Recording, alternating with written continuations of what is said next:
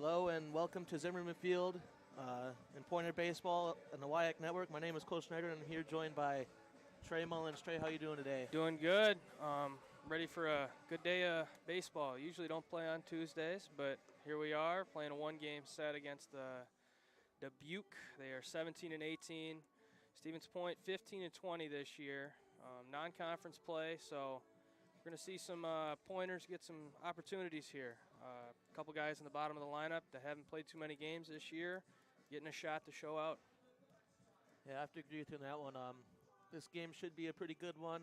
Both teams just under 500, and as we get the throwdown here, we have number 4, Justin Hausner up, batting .217 with 2 homers on the year.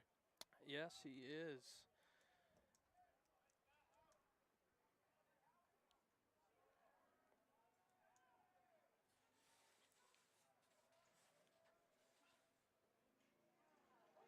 No batting gloves approach. I like it. A little cold, but we're warming up. Here's the first pitch from Schultz. Outside in the other batter's box, so 1-0 count to start off this day.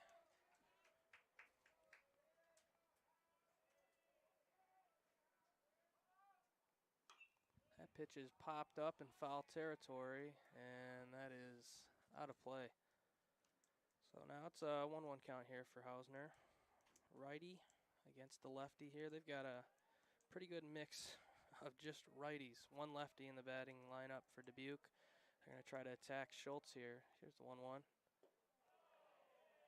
Does he go around? Does not. He did. Went around. That was a good call by the umpire. Yes, I thought he did.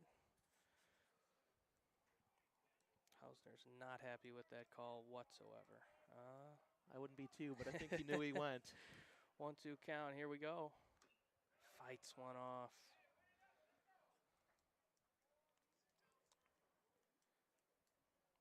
Getting the signs from the third base coach. He steps back into the box. Try the 1-2 again. Schultz, the windup and the pitch. Low, good take from Hausner. Way to stay composed in this at bat after, being a little fired up there on that check swing. Yeah, you see that all too often. You get a check swing, and then you're all flustered from knowing that you should have swung at that pitch. There's another 1-2. 2-2, and now it's a full count. I think that call could have gone either way. Yeah. Well, now it's full count to lead off this game. Let's see what Hausner can do. Pitch. That's flied out into right center field. And it's over the head of the center fielder. And it's a stand-up double for Hausner to lead off this game. He is fired up. Yeah, that was over the head of Hubner in center, and just nothing he could do about that one. No. Definitely a bad spot to be at. Didn't know where it was going to be. Yep. Now here we go, number 2-hole hitter, Jake Sikander. Only lefty in the lineup, first baseman. They got to be pretty confident in his skills.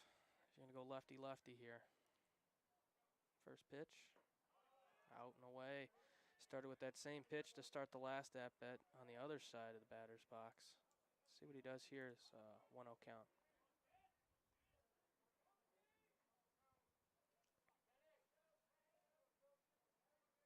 Here's the pitch. That's a chopper up to the second baseman. Soul throws the first in time. And the Pointers get their first out while Hausner will move to third. So a productive out for Dubuque. And now they've got the runner on third. Good fielder's choice there by Tyler Soul. Get the runner out. Yep. Nothing you could do there. Now they've just got to hold him at third. No sac fly or ground out. No sac bunt. Here is Tyson Dent. First pitch from Schultz.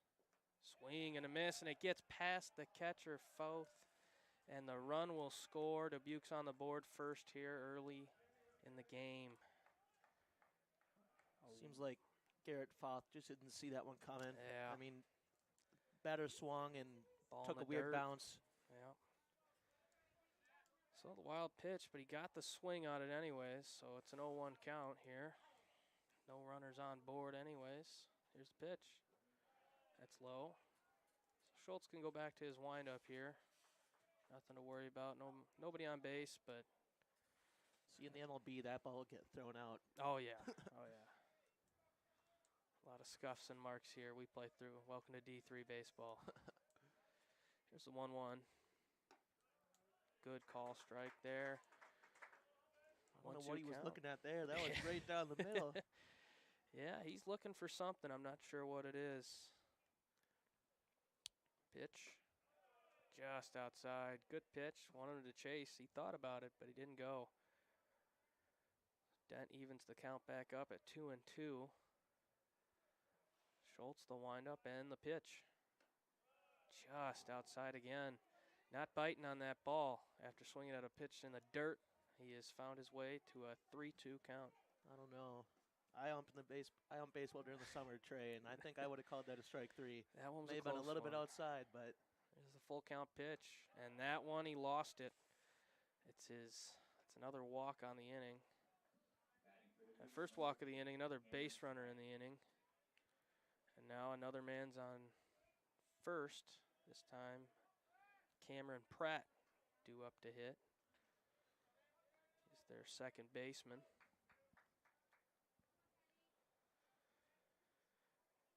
First pitch to the bat for Pratt.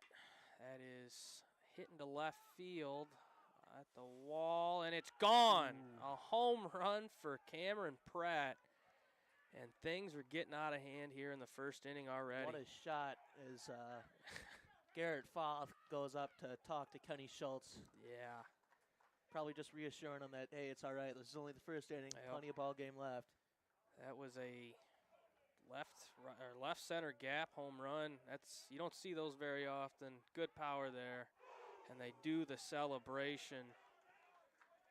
This team is fired up. This is a team that doesn't hit many home runs. No, you said it looking at the stats earlier, and I saw it looking at the stats earlier as well. They do not hit home runs.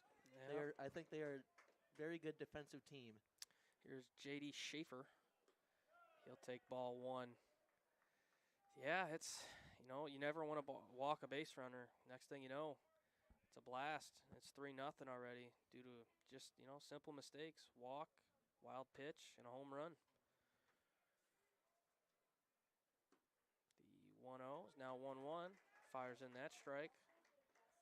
I always love the delayed calls, the very excessive strike calls. 1-1. Nice breaking ball finds its way into the zone for the second strike. Now Schaefer's down on the count 1-2. Setting the pitch. Swing and a miss. He's got his first strikeout of the day. Down goes J.D. Schaefer. That's the second out of the inning.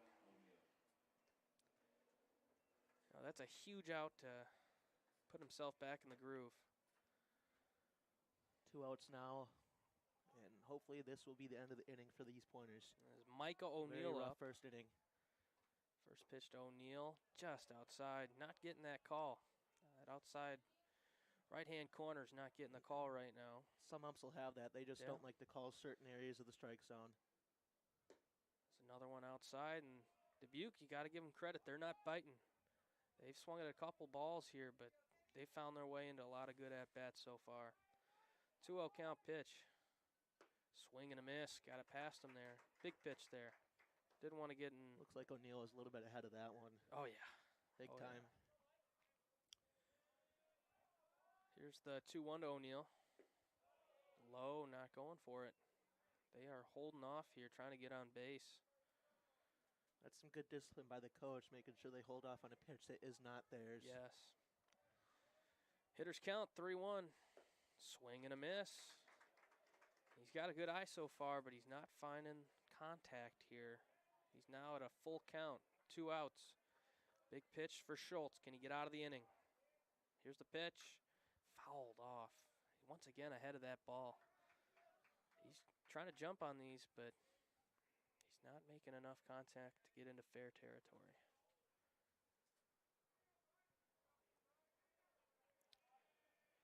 We'll try the full count again. Pitch from Schultz. Swing and a miss. He gets his second strikeout of the inning, but 3 runs come to score in the top half of the first. It is 3-0 Dubuque. Let's hope that these pointers can get some bats on the ball and try and make this game a little bit closer than it already seems like. Yeah, we've got our first three hitters that'll be leading off this inning will be Brennan Huber, Nick Arenzinger, and Cooper Brown. Cooper Brown, easily the best batter. Well, my mistake. Tyler Stoll, the best batter with 9 home runs on the year. Yeah, but Cooper Brown has the best average. Yeah, on Cooper the team Brown, right now. he's had a complete season. Brown 5 home runs to Sol's 9 home runs for Sol. He's been on a tear recently. Struggled through non-conference play, but recently, the last 2 weeks, has just been hammering the ball.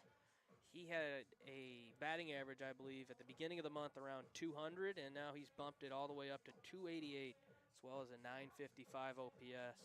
So if they can find a way to get one guy on base, we could see Sol launch his 10th home run of the year and get this game back in order, make it a 1-run deficit. On the mound now for the Dubuque Spartans, we have Asher Harris, 1-2 record, 18.1 innings pitched, and a 6.38 ERA. Yeah, this Dubuque pitching staff, team ERA, I believe, a 3.86. But they've had a lot of guys at the top of their rotation in their bullpen that have pitched a good amount of innings and have pitched very well. It's up to them to figure out how to get some innings passed here. Just make a quality start. They're going to need it today. Number 7, Brennan Huber. Here's Brennan Huber to lead off. He's at a 792 OPS and 77 at-bats this season, a freshman center fielder. This is a very young pointer squad. We talk about it on Indeed it the stats all the time. They just very young and have some very good upside. First pitch from Harris is a strike.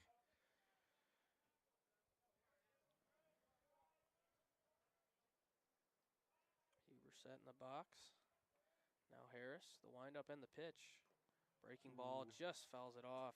Checked his swing there, but got a piece of the ball anyways. And now I think that would have been called a ball if he would have held on. Yeah, it looked like it, but he just couldn't hold back enough. So now Harris has got his first batter in an 0-2 count. Here's the pitch.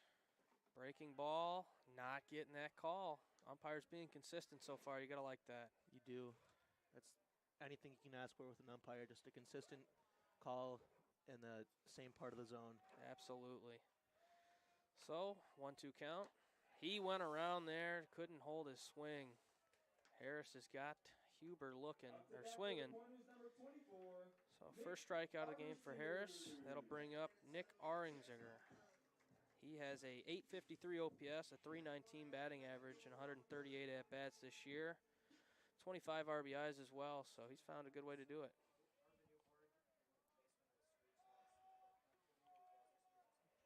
First pitch, way outside. Arenzinger, another underclassman, a sophomore. One of the few lefties in the lineup today for the Pointers. Swing and a miss. The breaking ball is looking good today for Harris. So this time he gets Arenzinger to swing at that one. 1-1 count now. Wind up in the pitch. It's a bunt. He pulls back, takes the ball.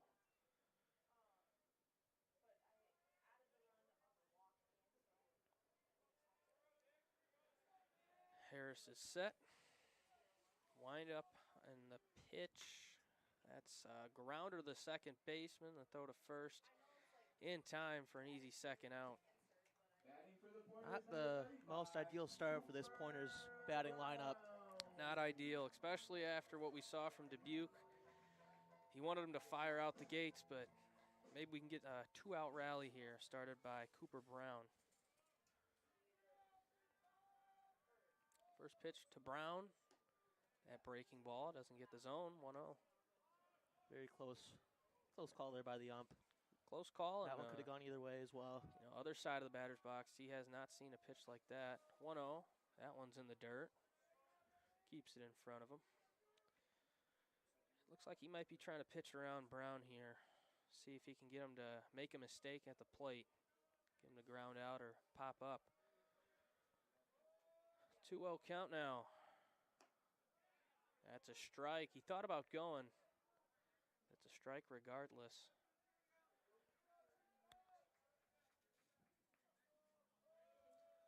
2-1 count. Here's the pitch. That one's in the dirt again. Same pitch, same result as the last time he threw it. Now it's a hitter's count here for Cooper Brown. Let's see if he can get something started here.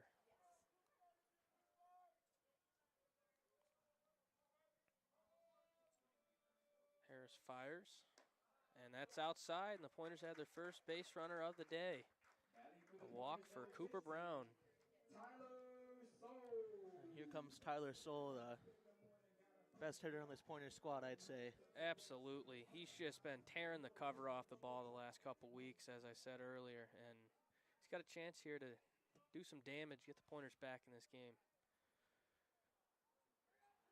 Brown takes his lead at first. Pitch from Harris in the dirt, ball one. They're really watching him here at first. They want to make sure he doesn't take a base here.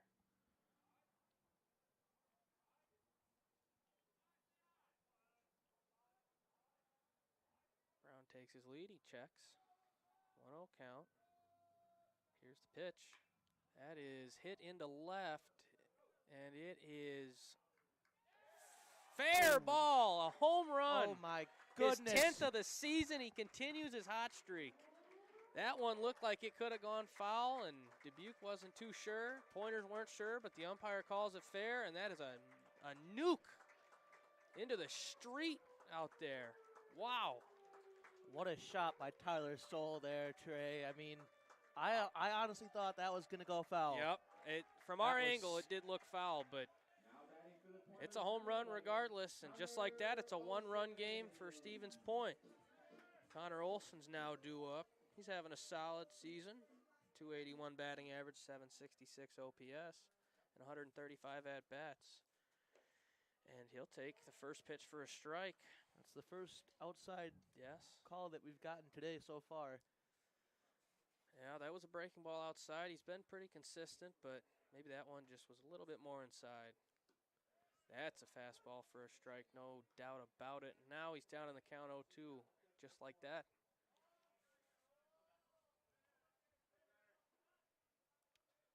Oh, 2 count. Here's the pitch from Harris. Just gets a piece of it. Way to fight there. As you can see, that pitch was probably going to be in the same spot as the last couple breaking balls on that side of the plate have gone.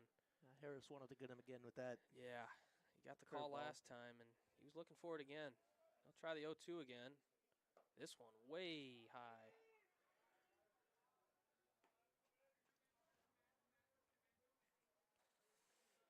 Harris checking his armband for signs. He's set now, the 1-2.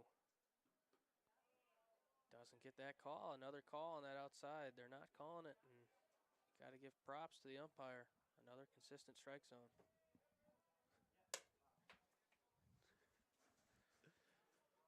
Two-two in the dirt, and he's fouled all the way back to a full count now. Good at bat here from Connor Olson.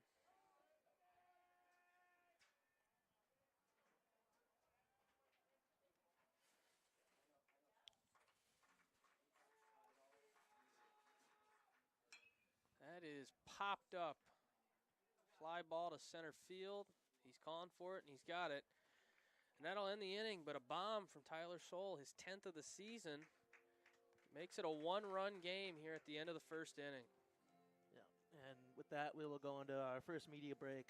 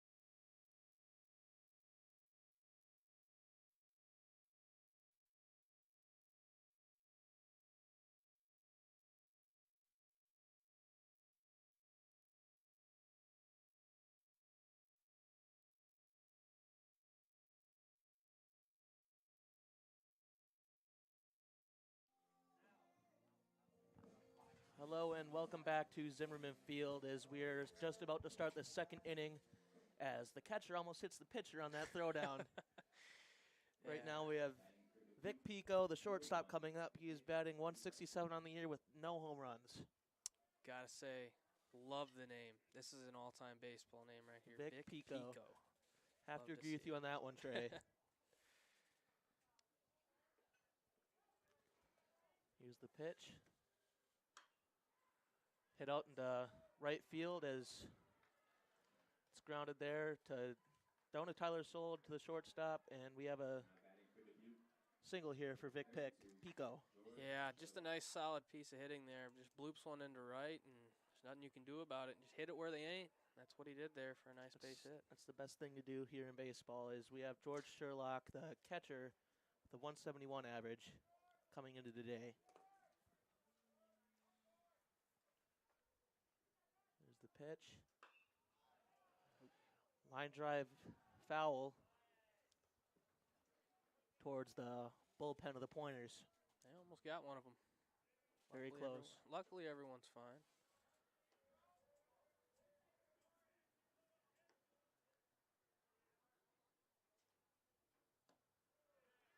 Called strike, low and outside. Not a very corner. common call, but Yeah. good pitch there by Kenny Schultz. Could possibly see a steal here from Vic Pico. Ooh. Fouled off over the Spartans bullpen. We are now at a 0-2 count. They're making good contact off Schultz here in this inning. They're attacking. Last inning, they really weren't attacking him. Now they are. They do have the advantage that most of these batters are all right-handed. Yes. Fouled off here. Almost looked off the mask of Garrett Foth. Yeah. Count still 0-2.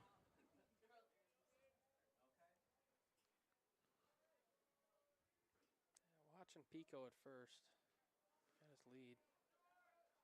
Not a very big one. Low pitch.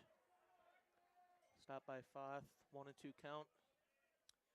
You got to think Dubuque knows Foth has only started one. This is his first start of the year. Only played in one other game, so they should be able to test his arm at some point. You would think so, but they seem very hesitant to do so right Yeah. now.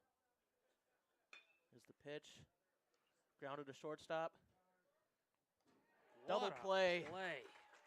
Wow. The shortstop, Connor Olson, grounds it and takes it himself. Steps on second and throws it to first for the double play. Impressive little jump throw there and a nice scoop by the Bringing first out his inner baseman, Derek Brown. Jeter. Oh, yeah.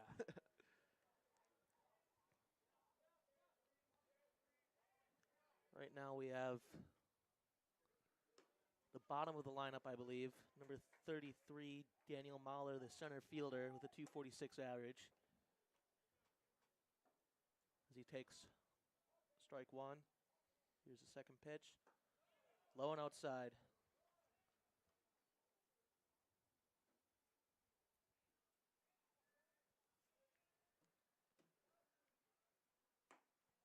Ooh. I like the frame there from Foth. That mean, Very, very close call there. I think he's doing a good job. Just, umpire's got his zone, and he's sticking to it. That's all you got to ask for. Yeah. Here's the pitch. Strike two. 2-2 count. Let's see if Schultz can put this one away. Be a big time to get out of this inning.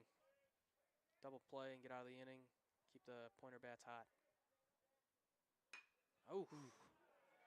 There was nothing Schultz could have done on that one. Those line drives right up the middle are the scariest thing a pitcher can see. That's immediately what I thought. I immediately thought that was just going to go right back at him, but Line drives in general are just terrifying for any baseball player. especially with these middle bats, college and high school.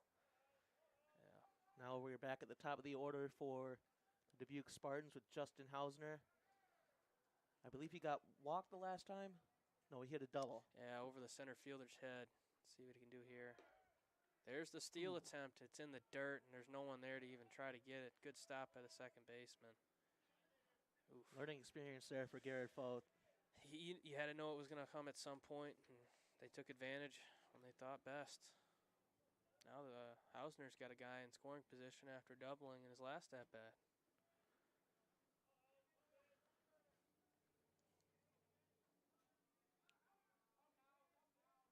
Here's the pitch.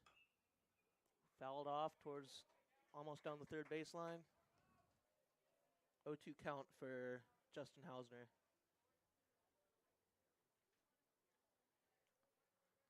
This Spartan squad is very diverse. They have people from all over the country. Oh, looks yeah. like. There's some names on there.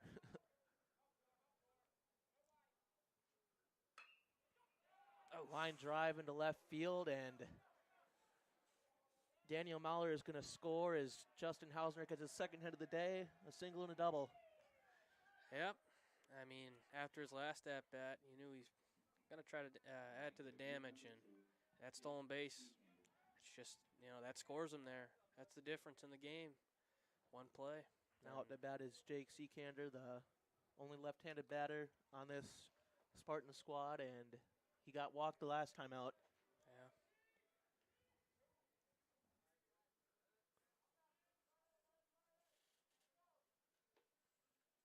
Here's the pitch. Swing and a miss.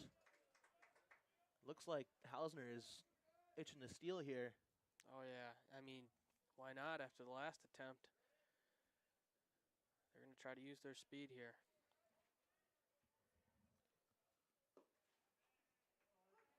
Call strike 3. 0-2 count now for Jake Seekander. Let's see if Schultz can get out of this inning.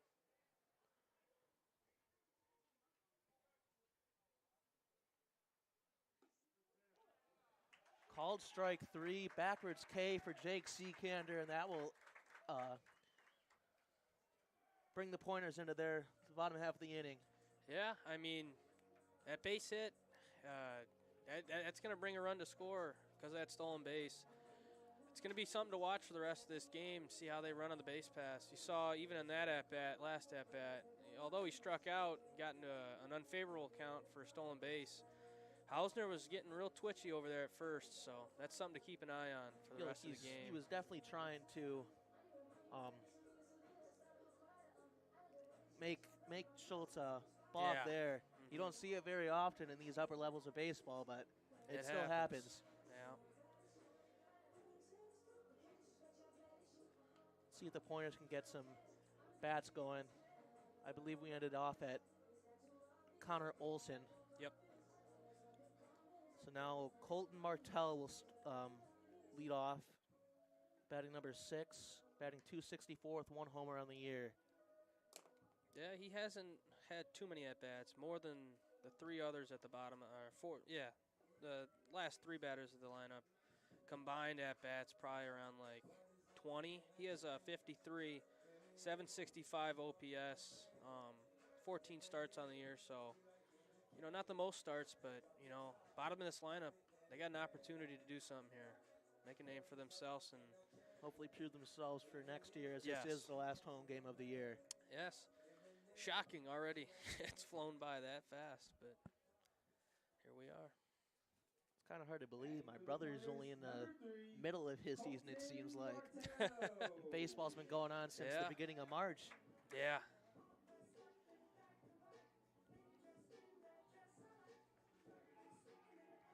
Asher Harris still on the mound for the Spartans, and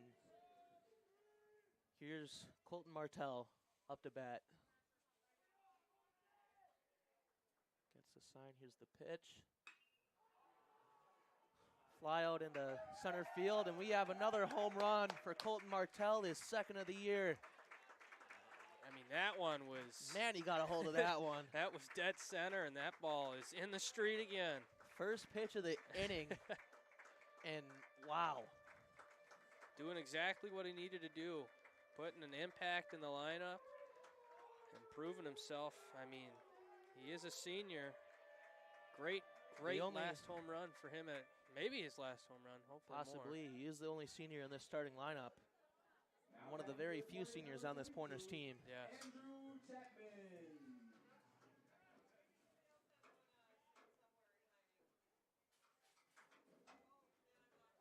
Called strike for number 22, Andrew Chapman, the DH. Yeah, good breaking ball there from Harris. Just no reason to swing at that on the first pitch of the at-bat. Ooh. Swing and a miss there for Andrew Chapman, down 0-2 early.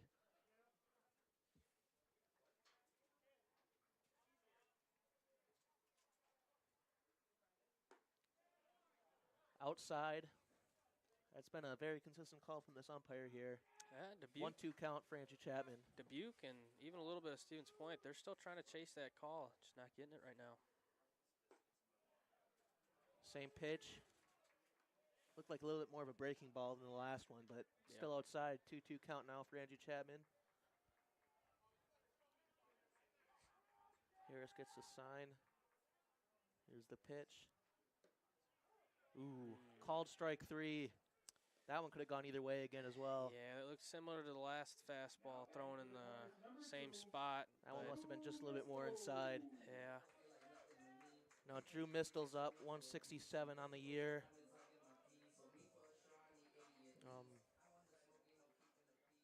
Like you said, this bottom 3 of the order, very inexperienced. Yes. I mean, just 6 at-bats on the year for Mistel. Ball, 1-0 count for Drew Mistel. Swing and a miss. Now 1-1. Harris's fastballs have some heat on him, man. Yeah, it's finding its way back into the catcher's glove more times than not. Looks like a little bit high and outside there. 2-1 count.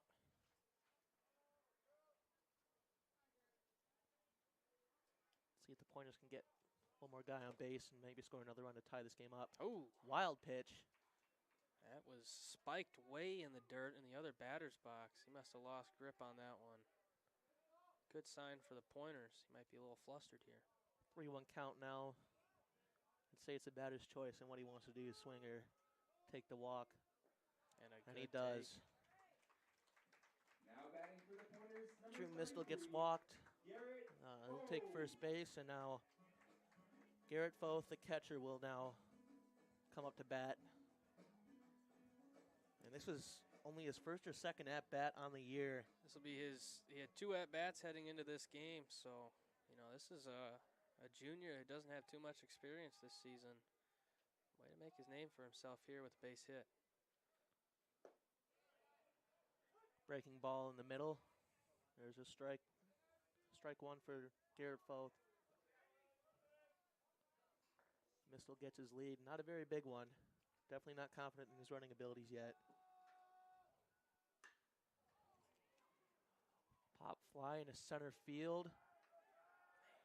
Caught as Mistel will retreat back to first base. back to bat for the Pointers, number Solid 7, contact there from Foul. Just nothing you can do about it. He's right there. I mean, if that's in the gap, that's doubles easily. Just Have to agree with you on that one as Brendan Huber returns to bat after he struck out during his first at-bat. Yeah.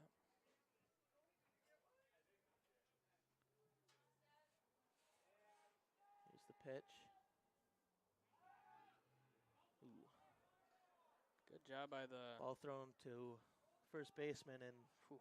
a little wild. Good job by him to just block that one, eat that one, not try to get the tag. Otherwise, that could have been an extra base for Pointers. Huber getting ready to bat. Here's the pitch. Outside in the dirt. 1-0 count.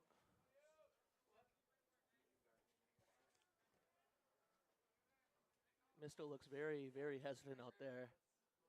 They're keeping a as good the base eye on runner. him. They're watching him, so they know what they had a good scouting report coming into this game. Ooh. Ooh. Inside strike called on Brendan Huber. 1-1 count. Really nothing you can do with that pitch. Good take. No. You know. That one could have easily gone either way. Yep. Ball thrown to the first baseman for the tag out. Safe. Count still 1-1.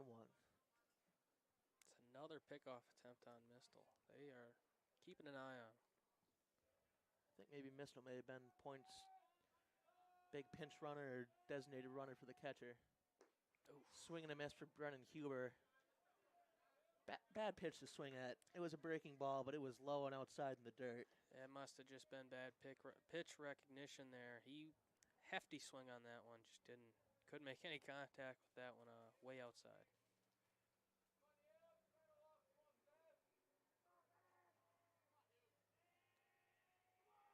Here's the pitch. Swing and a miss. And that will end the inning for the Pointers as they hit one home run. First at bat, 4-3, going into the top of the third. What do you think the Pointers need to do in the field and at bat? You know, I think right now they're hitting pretty well. A couple strikeouts, but you know his pitcher's pitching good. But when he's missing, Pointers are taking advantage of it. They just need to keep capitalizing on their mistake pitches and maybe get him out of the game early, get to their bullpen, and then really it's pitching. Looks like it is a pitching change here. Yeah. Is number 14. It's the Nathan Kromenacker. Yeah. Now pitching for the Pointers, number 14. Seems like the head coach of the Pointers wasn't very happy with his starting pitcher's performance. Yeah, I mean, it's clear from Schultz's innings pitched and his ERA this year, he just hasn't been able to go deep into games. 5 starts, 19 innings, 5.68 ERA coming into today, and through 2 innings, 4 runs, he's already out of the game, so his ERA's got to be just weltering now. Nathan Kromenacker coming in. He has a 23.14 ERA. That must have been when they got blown out by Was it a one 20 of the teams. point? They had a 20-run day the pitching staff gave up the other day, about a week or so ago. Say 4 2/3 innings, about 12 runs given up. This is only his second game pitching as well. Yeah. So very inexperienced pitcher, but Well, he is a senior. He just hasn't had many opportunities to pitch this year. I wonder if it's injury, pitching decision. Either way, I mean, this is a big spot for Nathan to get here.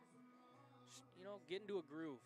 Not that many appearances, not the best appearances when he's been out there. This is a big time for him to come in, keep this game at a 1-run lead. better throw there by Nathan Foth to second Yes. base for the throwdown. A little more confident. I like to see that. All you can ask for in a catcher, 1 or 2 bad throws, and you can ruin a game. Yep.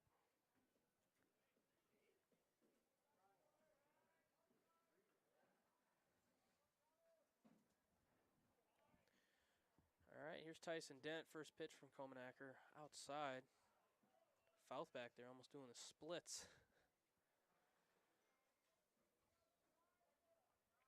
It's now a 1-0 count. Here's the pitch. That one finds its way in there. It's a little bit of a fastball, but it looks like it's got a little bit of movement to it. Maybe like a sink action. Maybe a little cut. Definitely have to agree with you on that one, Trey. Weird fastball action as that one is in the dirt. Yeah, a little breaking ball there. He's got movement on his pitches clearly so far. Just see if he can hone in his abilities here.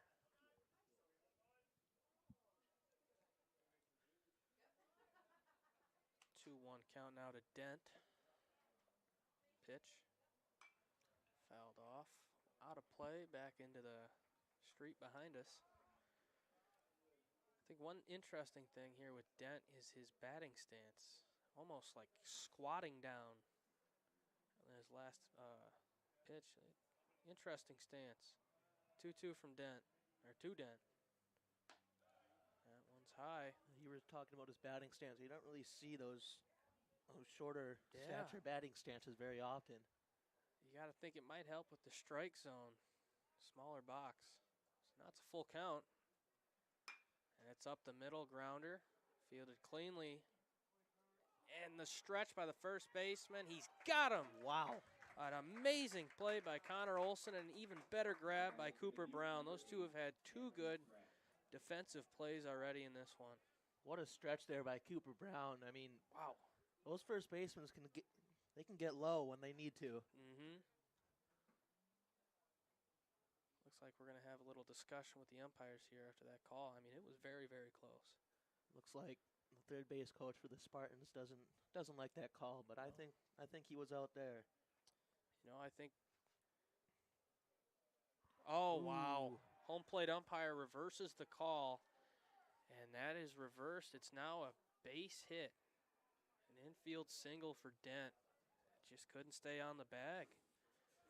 Either way, That call definitely could heck of have a gone play. either way, but yeah. So now Pratt's up with Dent at first.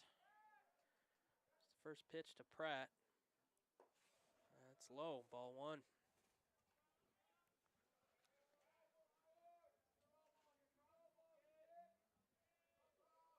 Tyler Dent getting the lead. Maybe he'll try and steal. He's got hot feet over there. Pitch. Swing and a miss. Got that one past him. That was definitely a slower fastball. Oh, yeah. That ball definitely could have gone yard if he got a hold of that one. Instead, it's a 1-1 count. Pitch. That one finds the corner of the zone. He's got him in a 1-2 count now. Wasn't it Karen Pratt that hit the 2-run homer last inning, well, first inning? I believe so. Here's the pitch. Just fought that one off. I mean, that was the. You just barely heard that tick of the bat. That's that's like dropping a needle in a very silent room. It's very, very quiet. 1-2 count now. Try it again. Here's the pitch. That one outside and low. Good save by Fouth behind the plate. Now he's even the count back up to 2-2.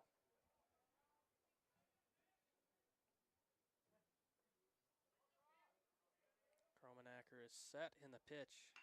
That one is hit to Olson. He couldn't get that one hit too hard on a rope. Oh. And that is bobbled by the Martell in left. And Dent will take third. Very bad sequence of plays there from the Yeah. shortstop and the left fielder. I mean, Olson, that just took a bad bounce, I think. I think he expected it to be Yeah. a little bit lower, but it bounced up just a little bit high, and I don't know what Martell just what bobbled Martell it. did. I mean, can't have that. Now you got runners on the corners. Nobody's out for Kromenacker here, and J.D. Schaefer's got a good opportunity. First pitch. High and inside out of the zone. That was a debatable call, in my opinion. There, You got a taller guy like J.D. Schaefer. That's probably not a strike for other people, but that looked like a nice strike pitch there. So now it's an 0-1 count, or 1-0 count. There's a strike.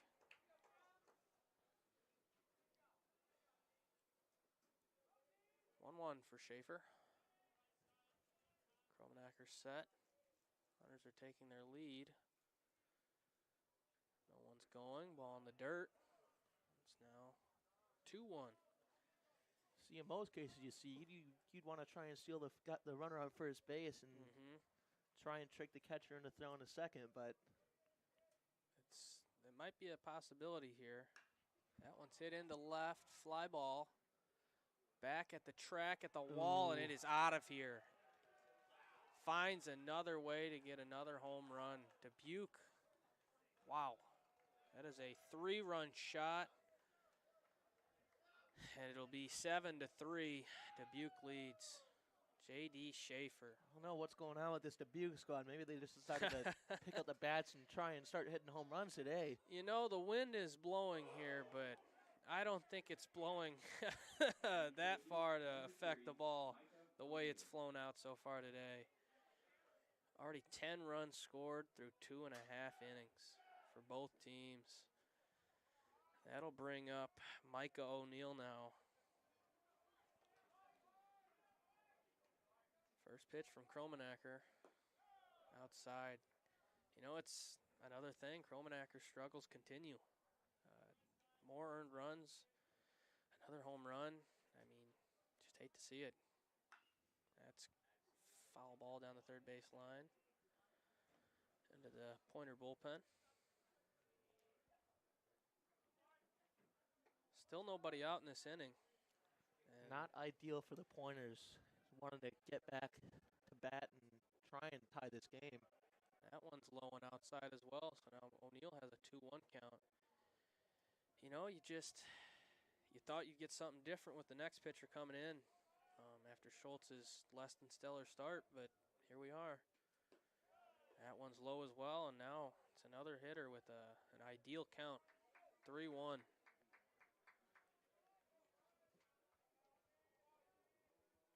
Kromenacker is set. Here's the pitch. That one gets the zone, just catches the zone there. Now we got a full count. Kromenacker starting to battle back now after a very slow start to this batter. That was a great pitch there. Get back in this at-bat. Let's see what he does here. That one just outside, and now it's another walk and another base runner for Dubuque. And Number 1, Vic. Looks like the coach is going to call Yeah. time and possibly make a pitching change. we do have a man in the bullpen.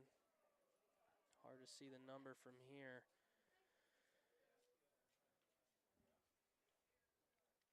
Yeah, we're going to go to a mound visit. You know, it's a good mound visit to do here. Calm them down.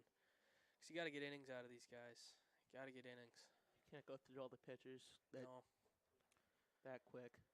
You know, you gotta give credit to the Pointer staff for giving Kromenacker another chance to go out there and, you know, a one-run game show his worth. But so far he's struggled, and he's gonna need a big 3 outs here quickly before this turns into another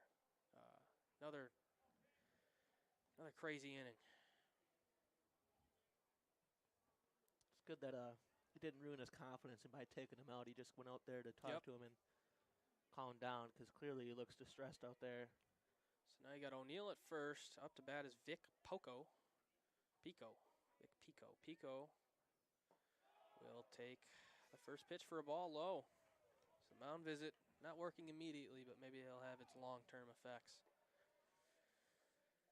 O'Neill, hot feet at first. Could be going here. And he is. That's up the middle, a hit and run, and it works. Olson can't get it. Now O'Neill is on his way to third. The hit and run works perfectly. And the ball is still not found a glove yet. I don't know what the second baseman or the shortstop are doing on that one. Just miscommunication, and, you know, neither of them were there for the ball. That could have been another disaster. O'Neill looked like he was ready to run if they didn't realize the ball was there. Another mound visit, and that'll be it for Kromenacker. We've got a man coming in from the bullpen. Not a way for a senior to go out, but you know, they want to win this game. It's just another less than stellar performance from Kromenacker, and he's just had too many struggles this year. And you know, with nobody, he was unable to get an out in that outing. You hate to see it. Now coming into pitch will be Cale Weisenberger, another senior. Cale Weisenberger. 5'11", 180, senior right-handed pitcher from Stratford. You know, they're going to need him to come into this less than savory situation with nobody out and, you know, just get a good outing. Cale Weisenberger has a 4.76 ERA with only one game pitched as well. This is only his second game pitching. Wow. Yeah, you know, it's a good opportunity for him here. Another senior. You know, give him a chance. Give him a chance to shine.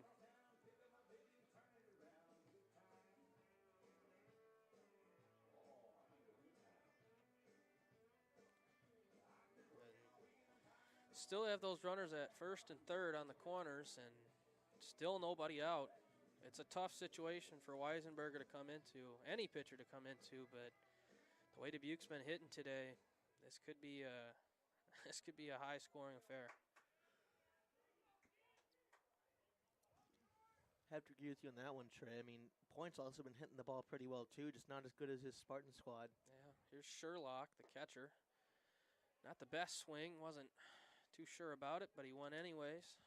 0-1 count now. Good first strike from Weisenberger. He's set, keeping an eye on the man at first. Pitch. A beautiful breaking ball. That has got some life to it. And now he's got him in the count. 0-2.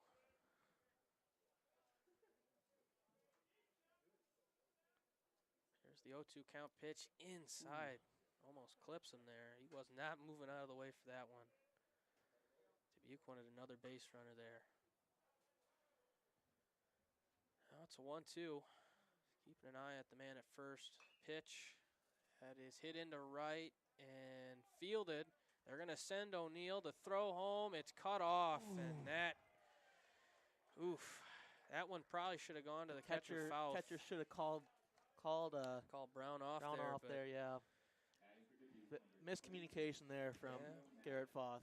I mean, great throw from Argensinger. I mean, that was on a rope. He had a chance, but cut off, and it's 8-3. Still have that runner at first. 1 out now. There's a breaking ball this time for a ball to Daniel Maller, 9-hole hitter. 1-0. Pitch. Chopped foul down the third base line into the Pointer bullpen once again. You got a guy like, I believe that's Pico at first. Guy like Pico, small guy, looks like he's pretty speedy. He could test the arm of Fouth here. That's an inside breaking ball. Beautiful for breaking a strike. ball. And Weisenberger's got a good breaking ball, and he's thrown it a lot. It's a risky pitch to throw with a man at first with speed. He will go. Oh, hot feet at first. Pitch. Fouled off again, this time towards the Pointer dugout.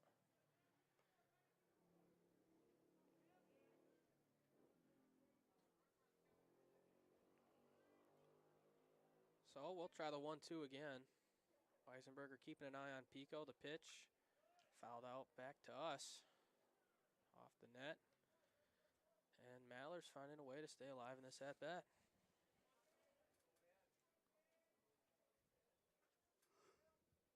Pico takes his lead. Weisenberger is set. The pitch. And a breaking ball bonks him on the head. And that's an easy hit by pitch for a walk. And another base runner for Dubuque in this inning. He was liking that breaking ball a little bit too much. And just that one got loose from him.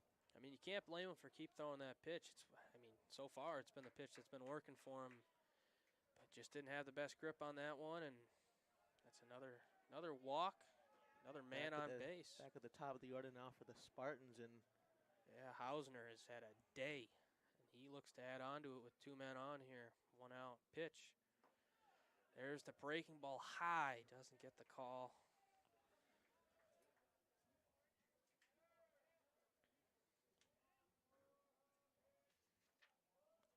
From Weisenberger to Hausner. Pitch. Chopped. Double play chance here. He goes to third. Is he safe? He is out. So not the worst decision there. Get the lead man out. And the runners will stay at first and second. Always the first thing you should try to do is get the lead man out. Smart play there by, is it Mistel at third? Just take the lead guy out. Make sure nobody gets to third. So they'll stay at first and second. And now Sekander's up to bat. The only lefty in this lineup. Pitch. Breaking ball. That's another one that just got away from him there. Similar spot as the one that hit Maller, but now with the lefty up, that's just in the other batter's box outside. 1-0 count. Weisenberger's pitch. That is roped up the middle. Base hit. They are sending him home. And that is another run scored. Wow. Maller will score from second, and they swap spots again. It's now 9-3 Dubuque as they have packed it on here in the third. Not a good start for the Pointers to this third inning as they already have 4 runs scored on them. And they still, at least they have 2 outs, but they need that third out desperately here from Weisenberger. First pitch to Dent. That's chopped to the third baseman and a grab. Steps on third, and Mistel and Finally Weisenberger out of the inning. Get them out of the inning. It'll be 5 runs come to score in the top half of this third. It's 9-3 Dubuque. 9 hits from Dubuque, but they have found a way to get on base in any way possible.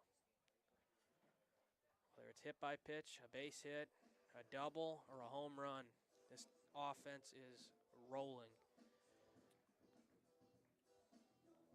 I don't know what happened to this Dubuque squad. We said it before, we'll say it again. I mean, You know, they have the bats rolling right now. this is a team coming into this game. Team total home runs was mainly, I believe, over half of their home runs were made by one person. I believe it's Aiden Elfering. He's not even in the lineup today, and they have found a way to probably have one of their best offensive outings, and it's only the third inning.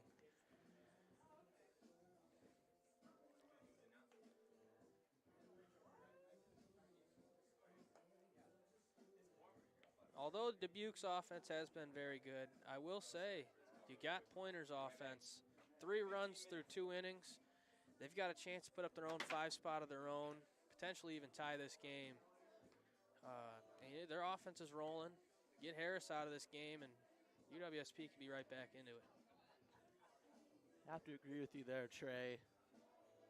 Pointer squad, they're definitely hesitant at the plate. But Yeah. when they hit, they hit. I mean, we've got hitters. You know, it's been a year-long struggle with pitching. Even in games where they'll score 10 runs, it's been 20 runs given up. It's just how it is. But you know, this offense they will not stop fighting. This here, Nick Argensinger will lead off here in the bottom of the third. See if he can get on base or do something here to lead off this inning.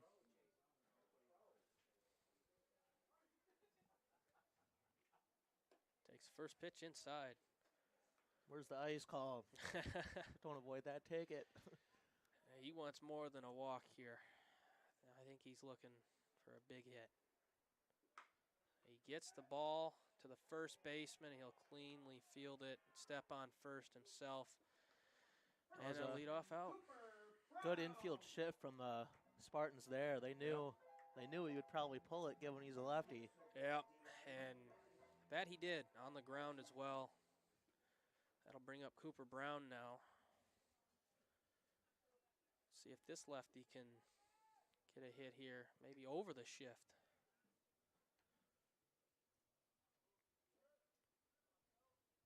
Harris is set, wind up in the pitch. Gets the breaking ball outside for a strike 1.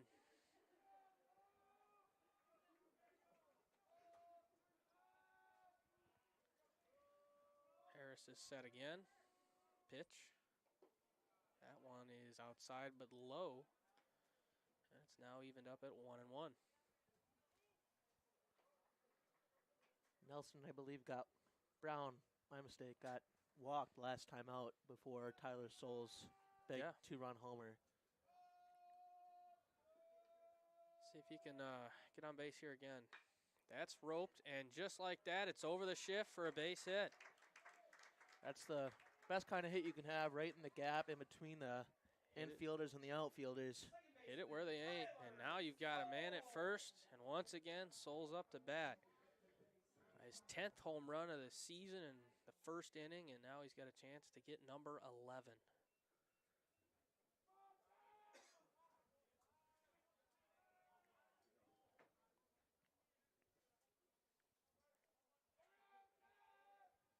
Asher Harris set, keeping an eye at Brown at first. Fires the pitch, way outside.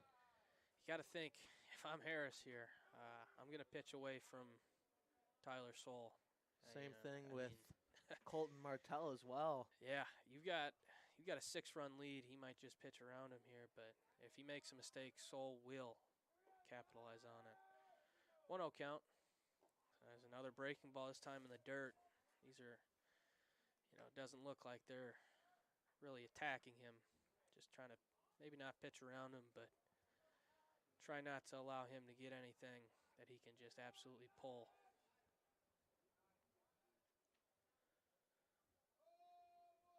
(2-0) for Harris now. Pitch. Harris gets his first strike of the at-bat. Inside breaking ball. Soul still controls the count, 2-1. Let's see what Harris does here.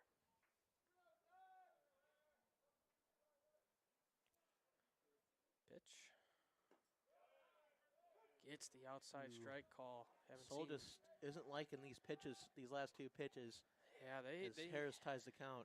they have really. I mean, they're not nothing down the middle here, which is ideal for Dubuque, but Soul's gonna have to fight for a hit here. 2-2. Pitch.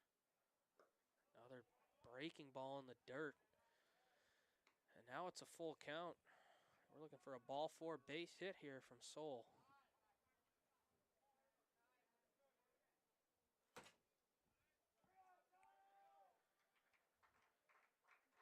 Here is the full count pitch from Harris. Fires. Ball 4, and he pitches around Soul. Soul does a good job at getting him to throw a couple extra pitches. Didn't swing whatsoever. No, now it's a full count. Walk. 2 men on for Connor Olson.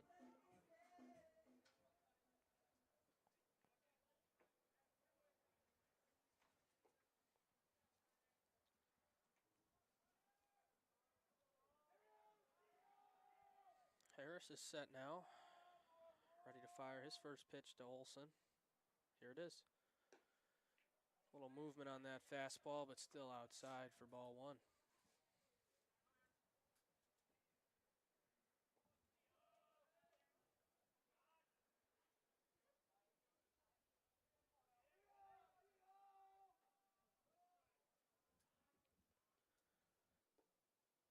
From Harris. Here it is. It's another breaking ball low. Breaking ball hasn't had too much success in this inning. Harris hasn't been as consistent in the strike zone as No. looks like he's going to get a mound visit Yeah. from his coach. You know, 2-0 count to Olson. You got 2 guys on already. He hasn't been able to find the strike zone here. Not ideal after those first 2 innings. He was outstanding. You know, allowed a couple home runs, but besides that, a couple strikeouts. He was attacking pitchers, and, you know, with the offense he's had today, why not attack? You make a mistake, you still have the lead. But now, you know, you load the bases, you're in the threat of just making a 2-run ball game just like that.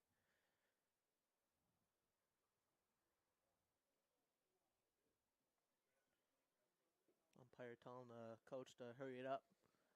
Here we go. Don't want the sun to go down before this game's over. Thank the Lord it's, you know, early on in the season, not the best weather. Today, pretty good, a little windy, but sun's shining, clouds. Not on us, unfortunately. Yeah, not on us, but, you know, players got a good field to play on today. So after the mound visit and the 2-0 count to Olson, Harris is set. Let's see what he does here. It's a fastball hit into between the third baseman and shortstop, and he bobbles it and left. Brown's going to come around. That's going to bring another 2 runs to the plate. A base hit and an error by the left fielder for Dubuque. Puts Olson at second. Soul and Brown score, and it's now 9-5. Connor Olsen hit that ball in the perfect spot, right in the middle of the third baseman and the shortstop. You had to think he was going to throw you a strike there. You believe the mound visit was just throw a strike, see what happens. And, Here's Colton Martell now after hitting that bomb home run in the second inning, I believe out to left center field. Yeah, here's the pitch. Ball in the dirt, kept in front of him, though.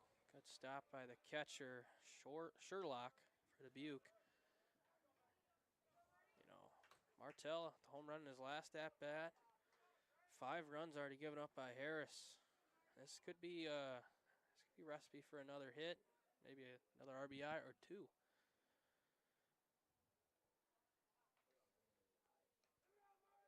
Harris is set. Takes a look at second pitch. That's a ball hit to center field. He's got it, and they are going to send him. And the sac fly is safe. No throw from the shortstop, so he advances the runner. He's putting the ball in the air so far today. Good side of things to come. That'll bring up Andrew Chapman with 2 outs and a man at third. Good sac fly there from Colton Martell. I mean, he knew that he wasn't going to get that ball, but good piece of hitting, solid contact, well enough. Moves the runner over. Can't complain. Here's Chapman First pitch to Chapman is a swinging strike. That ball was in the dirt. It'll be an 0-1 count to start off the at-bat for Chapman.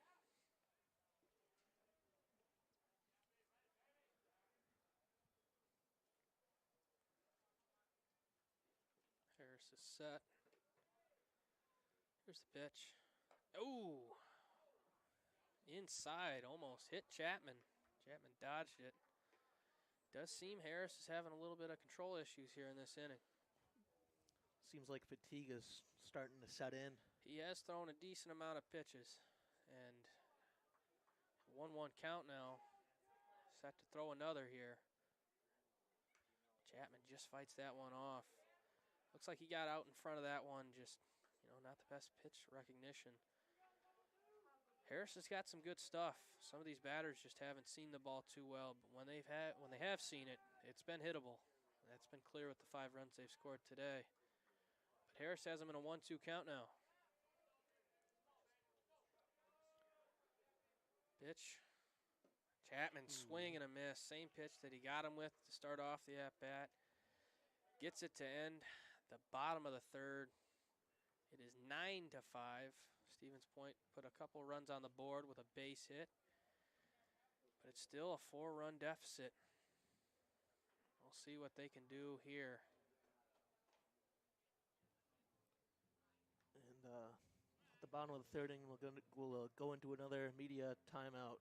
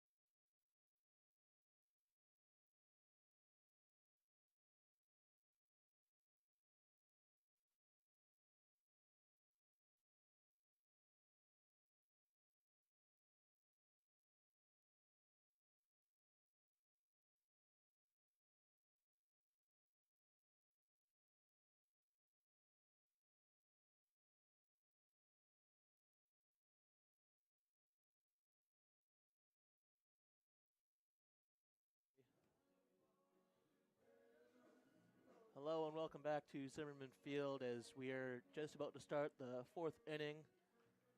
This number 8, Cameron Pratt, is up to bat for the Spartans, and we have a pitching change for the Pointers. Joey Schneider comes in with a 9.0 ERA and only 1 game pitched as well. Should be an interesting outing for him. Joey Schneider, a junior out of Rhinelander, Wisconsin. Here's the pitch. Breaking ball right down the middle. Strike 1. Great movement on that ball. Yeah, it's a solid pitch. Way to just get the first strike. First strike is paramount in every at-bat. Little slider action looked like way outside. A little too much movement on that one. But, I mean, he's got a lot of spin. Another breaking ball inside, right down the middle. 1-2 count now for Cameron Pratt.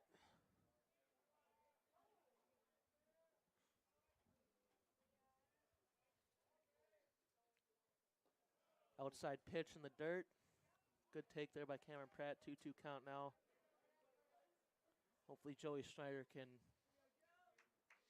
reel us back in and get another strike. Yeah, we're just looking for a scoreless inning here. Just one.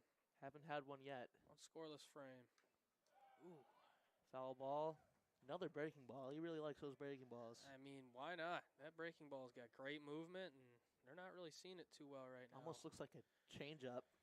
It's got a little got a little movement on it, and you know, Pratt barely fouled that one off, so we'll see what happens here.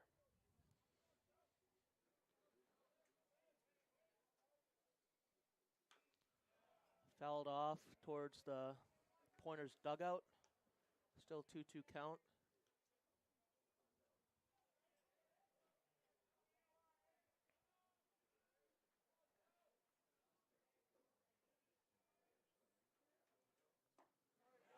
Strike Ooh. 3 down the middle. Pointers will throw the ball around. There's the first out of the inning. That is a beautiful strikeout. Got him with the sword. Hey, he's swinging a sword out there. That was not a That was bat. not a good swing. I mean, this breaking ball is looking good. As you can see, Pratt's giving advice to his on-deck hitter number 3. That'll be Micah O'Neill. There's an outside pitch called. One of the very few we've had so far today is J.D. Schaefer takes strike 1. And I do believe J.D. Schaefer had a huge 3-run home run last time he was up to bat. Mm-hmm. There's another pitch. Pop out to center field. And it's caught. Diving catch by the center fielder, That'll be Huber. Brennan Huber. That was in between the center fielder and right fielder, and that could have been a dangerous collision between them if they weren't communicating. For a second there, it did look like, I think it's Argensinger and right, you know, he got really close there, but a diving attempt from Huber. Amazing play. Micah O'Neill at the bat. Here's the pitch. Breaking ball right down the middle once again. Called strike 1. It looks like a little bit of a variation of a slider, and it's fooling these Dubuque pitchers or hitters so far. Outside pitch. Another pitch with movement on it. 1-1 count for Micah O'Neill and Joey Schneider.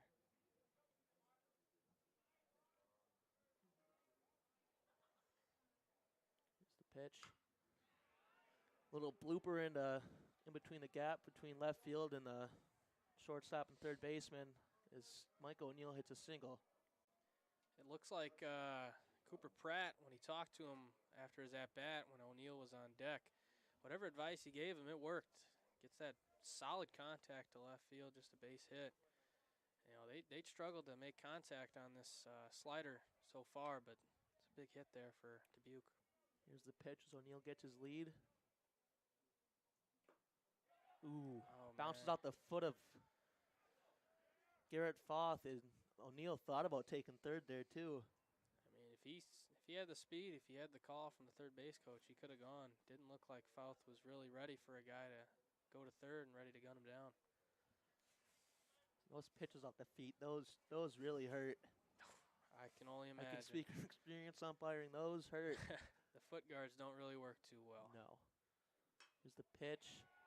Little blooper in the left center field, and Micah O'Neill will score here as Vic Pico gets a single in the RBI. You know, they're making contact with that breaking pitch now, and you know that one just a little too center cut, and just a solid swing is going to get you a base hit on that pitch. I think Joey Schneider needs to change up his pitch arsenal a little bit. Yeah. Not throw the same pitch over and over again. You know, it's probably a good reason he's a relief pitcher. They're figuring out his stuff now. Ooh, wild pitch, and Vic Pico will take second base. Rounds out towards third. And George Sherlock has a 1-0 count and looks to be promising for him with that wild pitch as his first pitch. I mean, that looked to be a fastball just in the other batter's box in the dirt. I mean, truly a non-competitive pitch. Can't have that happen. Breaking ball, called ball inside. I mean, you can't have wild pitches like that either, especially with this length of the backstop. Yeah. It's deep backstop. Some are shorter, but not points. It's the pitch. Outside pitch called. 3-0 count. Let's see if Sherlock will take this pitch, as most batters do with a 3-0 count. Yeah, you just try to get him to throw a strike. There's the strike. 3-1 count now. George Sherlock better think about swinging now.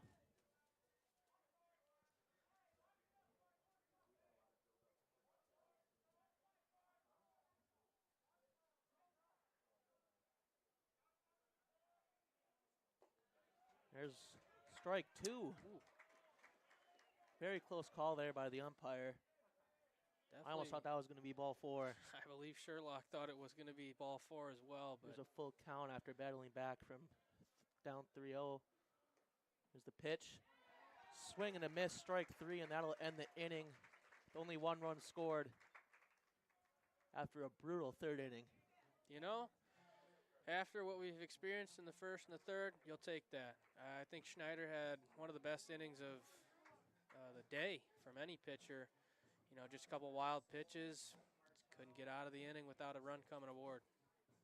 Have to agree with you on that one, Trey. And looks like Harris will return to the mound once again for the Spartans after a semi-rough inning. You know, just had, Definitely rough, semi-rough compared to some of these Pointers pitchers' innings. yeah, he had some control issues in the last inning, and it resulted in a mound visit. And then next pitch he threw was a fastball grooved down the middle, and you know they took advantage of it. So if he has more control issues here, it could be a good sign for the Pointers' offense, but it could mean the end of the day for Asher Harris.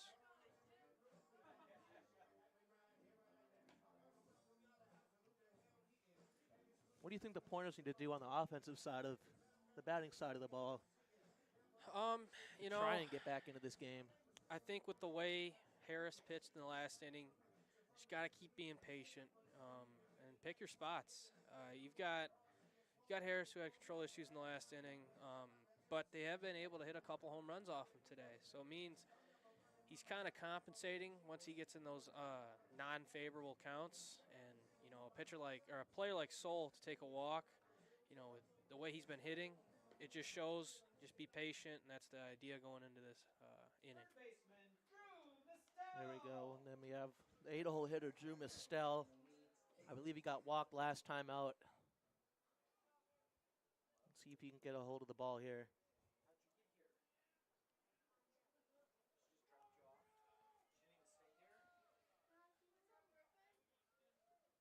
Here's the pitch. Strike down the middle. A little bit of movement on that pitch. Yeah, nice little breaking ball.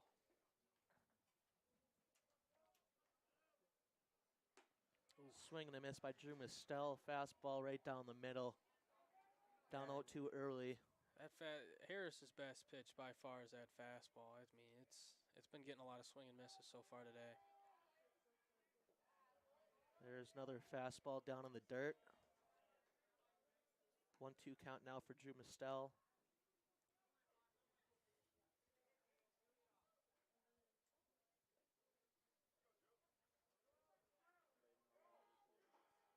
Here's the pitch. Swing and a miss. Looks like Harris Wow. is dialed back in this inning. Another strikeout for him on That's the day. good to see there for the Spartan squad. Not good for the Pointers. Yeah. You know, you see him this deep into the game. He's throwing a lot of pitches. Get a nice strikeout there, and it still looks like he's got a lot of velocity on that fastball. Here's Garrett Foth back up to bat after striking out last time, I believe. There's a ball. Yeah, that's been called a strike a time or two today, but not for Foth, and that's a good thing for the Pointers. There's a strike inside.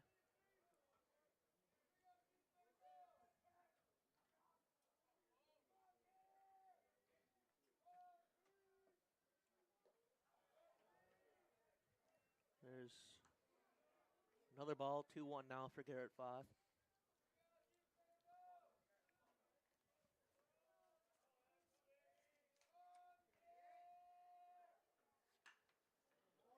There's a little, fly out into right field and easily caught there by the right fielder. Well, solid contact from Foth, but, you know, once again, just hitting them where they are. At some point, luck will turn our way. And now we're back up to the top of the lineup with Brennan Huber, who had an amazing catch out in right center field last inning. Yes, he did. See if he can translate some of that defense into offense here. There's a strike 1 called.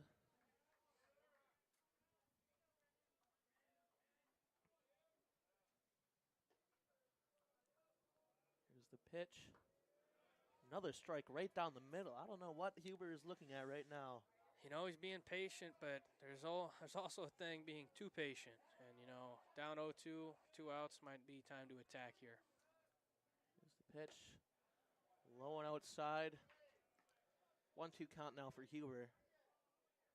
It's a good take there. Good take, but, you know, he's got to stay alive here. Can't end this inning without a run. Have to agree with you on that one, Trey. Here's another pitch from Harris. As Huber fouls that one out towards the Pointer dugout.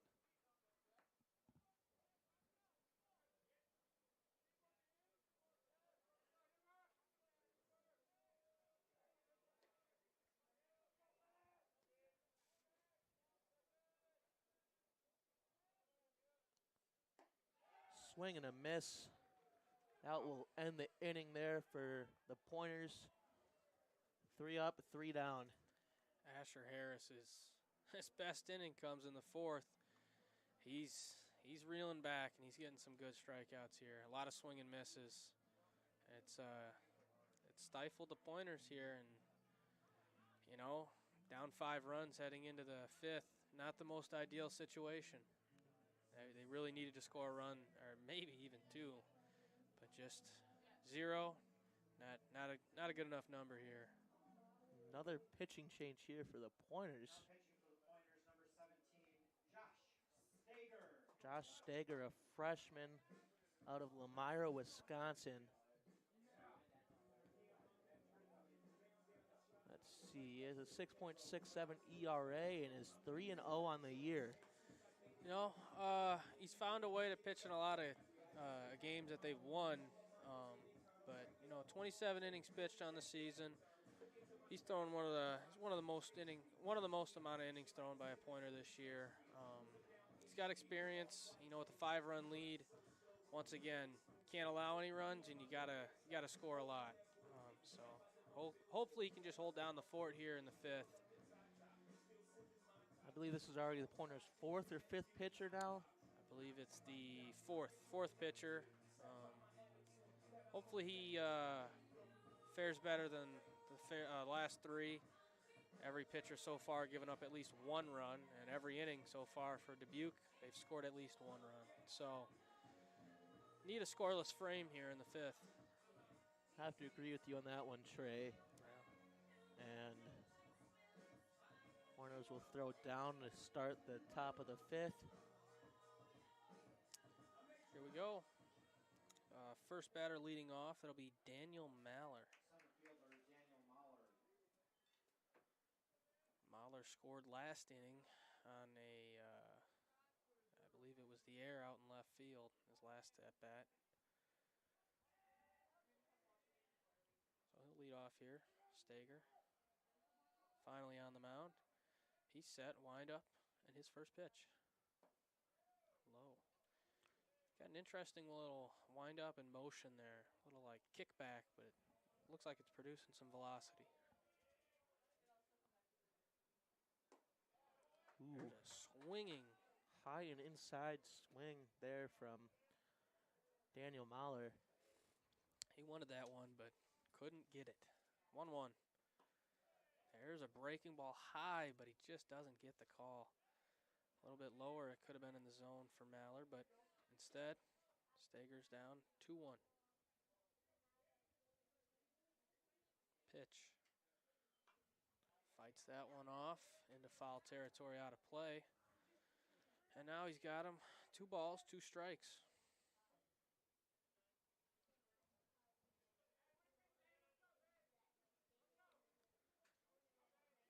The wind up now. Pitch. Just outside. Little movement on that pitch. Broke a little too much off the plate. Full count now for Stager. Here's the pitch. Gets the call. A strikeout in his first at bat. So 1 down. Backwards K there for Daniel Mahler. You know, you like to see that. That's Those backwards Ks, the excessiveness umpires have is always the best. 3-2 count. Gets the looking strikeout. And now the top of the order is due up again with Hausner. He takes strike 1. Stager faring well so far in his appearance. Hausner's had a very good day so far. He looks to continue it. That one spiked into the dirt, hits a piece of the umpire, and he is grimacing after that one. But I can relate with him on that one. I don't know how many times I've gotten a ball to the shoulder or to the right to the face or on the hip. That one looked to be more on the side than the front, not where the chest protector is. So he'll be feeling that one in the morning. Most definitely. 1-1 count now. Pitch to Hausner. Breaking ball is just staying up a little too high there, similar to the last one he threw. Gets that down a little lower, he might have a good pitch. 2-1. Swing and a miss. That was a hefty swing from Hausner. Hausner seems a little bit baffled from this pitcher. I mean, the other pitchers he's faced up against he's gotten pretty good hits off of. Strike three, another guy looking. Back-to-back batters go down looking from Stager. An impressive appearance so far. Just what Stevens Point needed. That'll bring up Jake Sikander, their first baseman. There's the pitch. That's outside, ball one. Only lefty in the lineup, but here with the righty and Stager. Ideal matchup for Sikander. Let's see how Stager takes ball one. See how Stager fares here. It's already 2-0 count now. Another wind up in the pitch. That one's fouled off.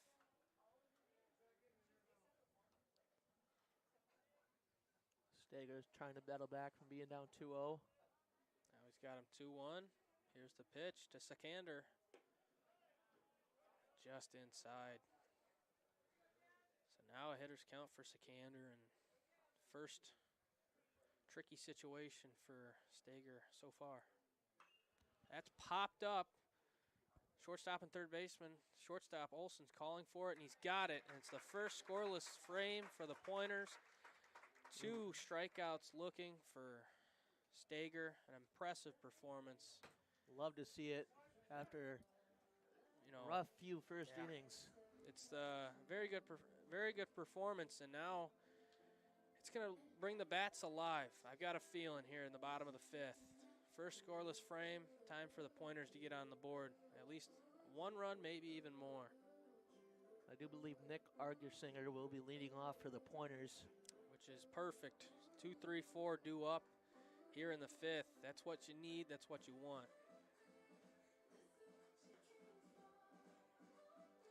It does look that is Harris out there again. Last inning was an impressive little inning of work for him. He's going to get to go for another pitcher inning. Is also everything that you really want in a pitcher. A pitcher who can pitch 5 or more innings. You know, you got to have a guy who eats innings, even if he gives up 5 runs. When you got an offense like this, he's able to attack, feel a little free. I mean, Dubuque's given Harris everything they could have wished for and more. You know, first 3 innings, not the best. You know, a couple home runs, little control issues, but gives them a scoreless 4th, and now here in the 5th, he's looking to give them another one. It will be Argersinger leading off.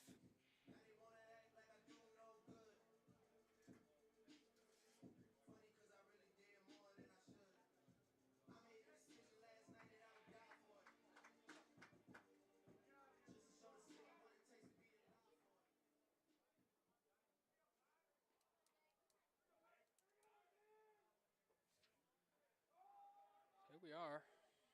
Argersinger at the plate. First pitch from Harris. Near his toes. Inside for ball 1.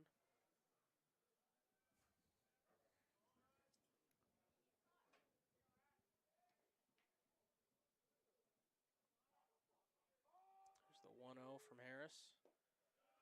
That one's in there for a strike.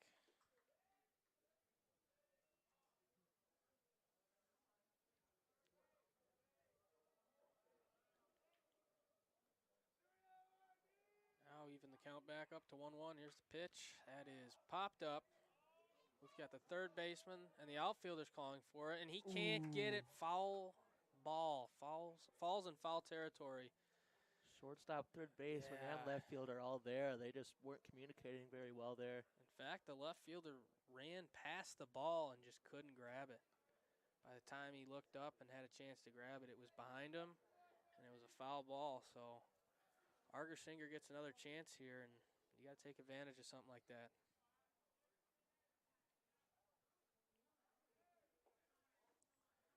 So after the foul ball, here's the 1-2 count. Pitch from Harris. Outside, and now Argersinger's evened it up at 2-2.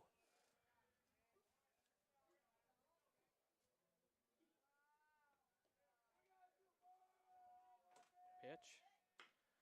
Roped, beats the shift into right center. He'll round first, and he's going to stay there with a single, but a nice base hit to lead off this inning. 35, Cooper Brown. Now Cooper See Brown if Cooper up. Brown can continue what he did last inning. Last time he was up to bat as he hit a blooper out in the Yeah, right field. let's see what he can do here. Got Argersinger at first. Harris keeping an eye on him.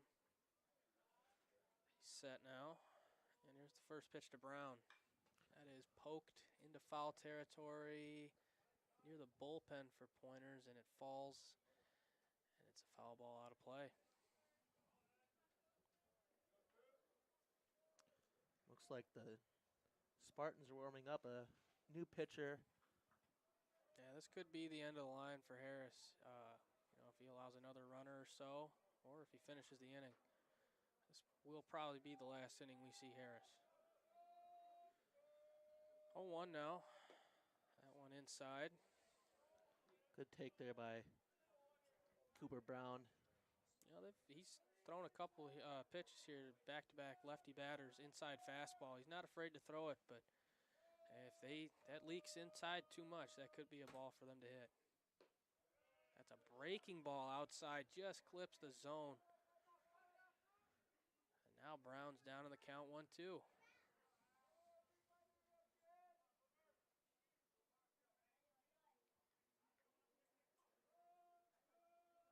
Harris set, pitch, way outside. So it'll be even count now for Brown, 2-2. See if he can do some damage here.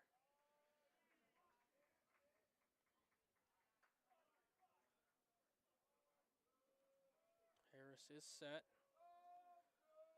Pitch, Argersinger's on the move. Delayed steal, a strikeout from Brown, and Argersinger goes back to first. I think Brown, I don't think the third base coach wanted Brown to swing on that one. That was probably would have been a ball, but I think he wanted Argersinger to steal on that one. It did look like that was the case. So now after a strikeout of Brown, here comes Tyler Soule. That's another strikeout on the day for Harris, who has just been extremely impressive, especially the last two innings. That's a ball in the dirt kept in front of him by Sherlock.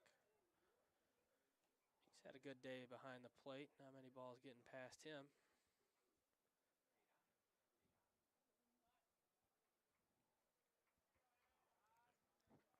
So we got Argersinger still at first. Soule up to bat, 1-0 count. Harris keeping an eye on him. Pitch. That breaking ball inside. Ooh. It's getting the call. That breaking ball outside, we found out early, not getting the call, but the breaking ball inside has gotten a decent amount of calls here, Seems like especially Harris recently. is starting to pitch at Soule now after that two-run bomb in the first. 1-1 count now. Pitch. Soule reaches out for that one, fouls it off behind the plate, out of play. So Harris has got Soule in a 1-2 count now. Be a big out for Dubuque if they can get him here, but Soule looking for a big hit, keep this inning alive. Does not want to ground into a double play here.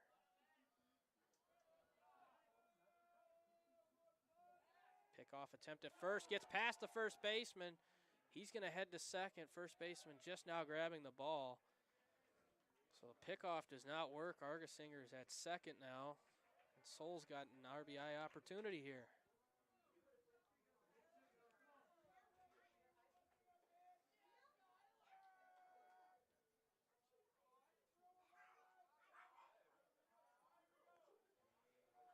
now with that runner moving from first to second on the errant throw from Harris. It's now a 1-2 count for Soul. Pitch. Fought off, staying alive in this at bat. Very good battle here from Tyler Soul and Asher Harris. Harris kind of got him early there. You know, a couple pitches inside attacking him, but now Soul's got a chance here. Fighting, finding the pitch he wants. Harris is set. Pitch. Oh, and it does make contact with Soul. It's a hit by pitch. I believe it hit him on the hands. And that'll be another base runner for Stevens Point. And that'll bring up another guy for Connor Olson. I believe Olson was the one who had the single in the third inning that brought 2 home. So we'll see what he can do here.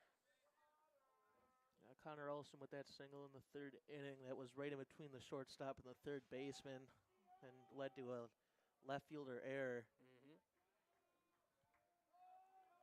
So now 2 men on. Runner first and second, 1 out. Harris pitch.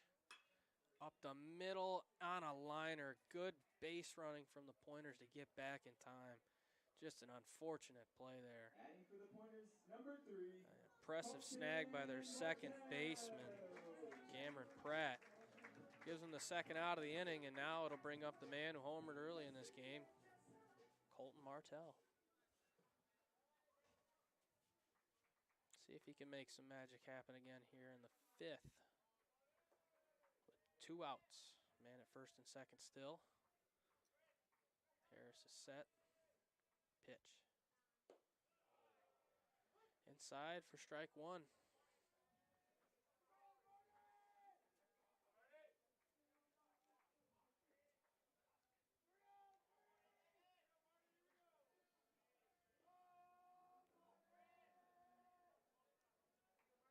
A 1 count now to Martell. Pitch.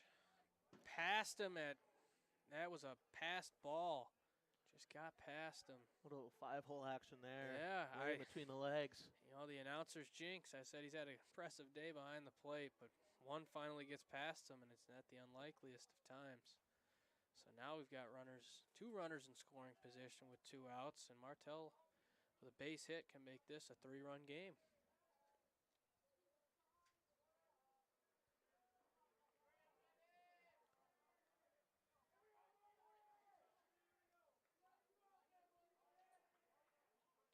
Harris is now set. Taking a peek at the second.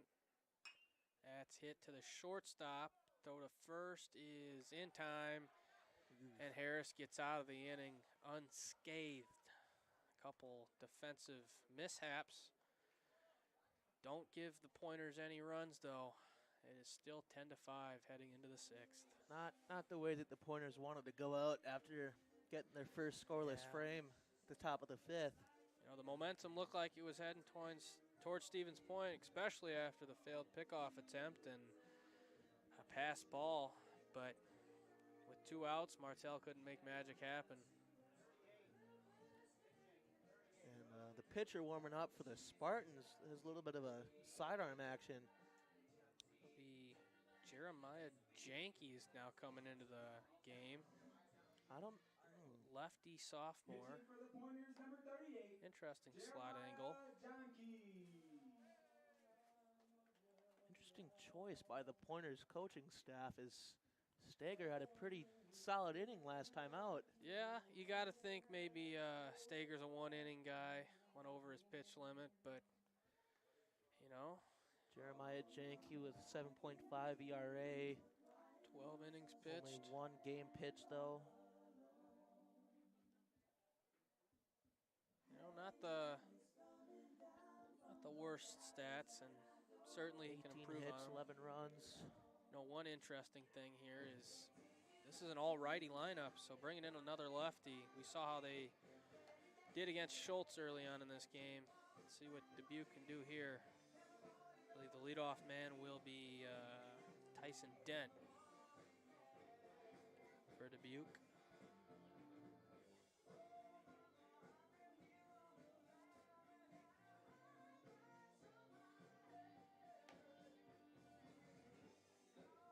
Another not great throw from Garrett Foth. Yeah, you know, just maybe just not the most confident right now. Just first start of the year. You know, it's going to take time to build confidence, but it's a great Janky time to do will it. get the sign from Foth. Pitch to Dent. Called ball outside. 1-0 count.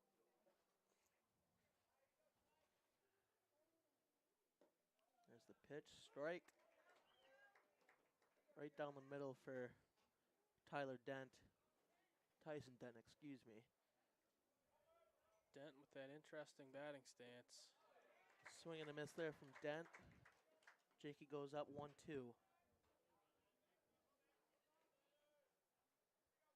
See if Janky can pick up where Stager left off.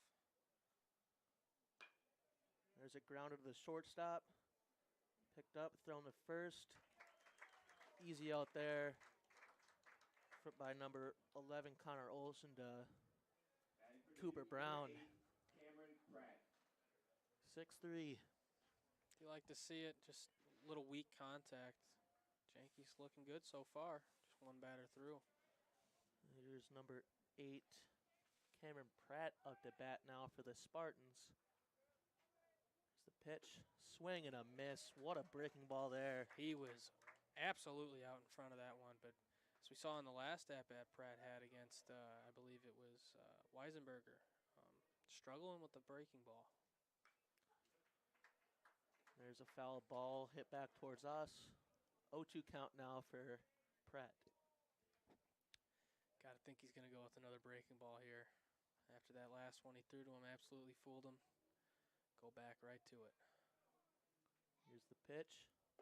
And he did just Strike that. 3. He really reached down for that one. Wow. You know, Pratt, looks like Pratt struggled with the breaking ball, and Janky took advantage of that.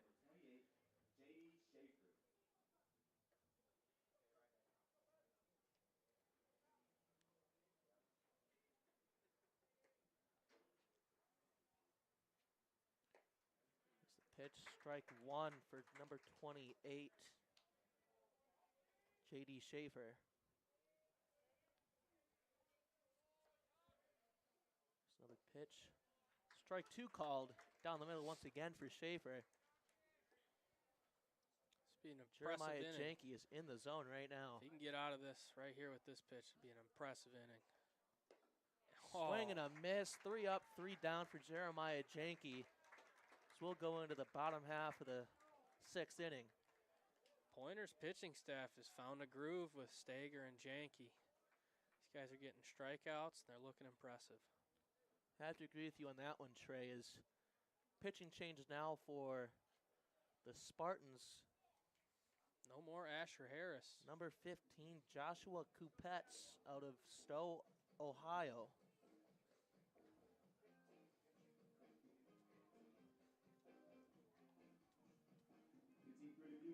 Number 15, he has a 1.17 ERA. 7.2 innings, so a short sample size, but impressive nonetheless. A little sidearm action too. Yeah, we Don't got see that all too often. We've got a little Hobie Milner action for any Brewer fans out there, except this time a little, not lefty but righty, but similar arm slot.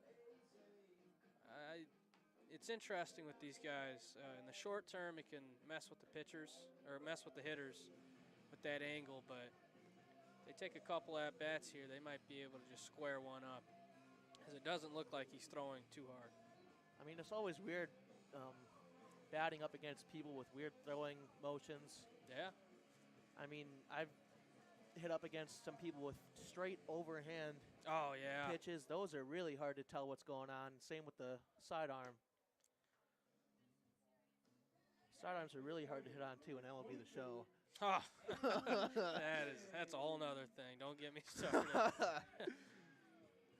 It's number 22, Andrew Chapman, comes back up to bat. Struck out in his last at-bat. See if he can do some damage here in this one. Here's the pitch. Pop up to shortstop. caught. Backpedaling. That was the world's most back pedals to catch a ball, but he got there. That was darn near close to the world record. I mean, if I were the left fielder or center fielder, I would have called him off. It looked like the left fielder wanted it, but shortstop called for it, and he got it. Here's There's number first 2, out. the third baseman, Drew Mistel, up to bat. He's had his struggles today, but that's given that this is only his true first time starting at third base. Yeah. It's a pitch, fouled off. Little blooper down the right baseline.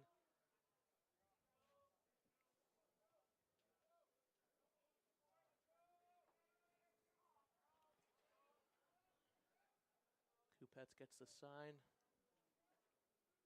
Here's the pitch. Outside. That breaking ball he's got, it's got a lot of movement, but it's not moving very fast. So Very slow breaking ball. it's easy to pick up, and it might be easy to, if he hangs one, it might be easy to turn on one. There's a pitch down in the dirt. 2-1 count now for Mistel.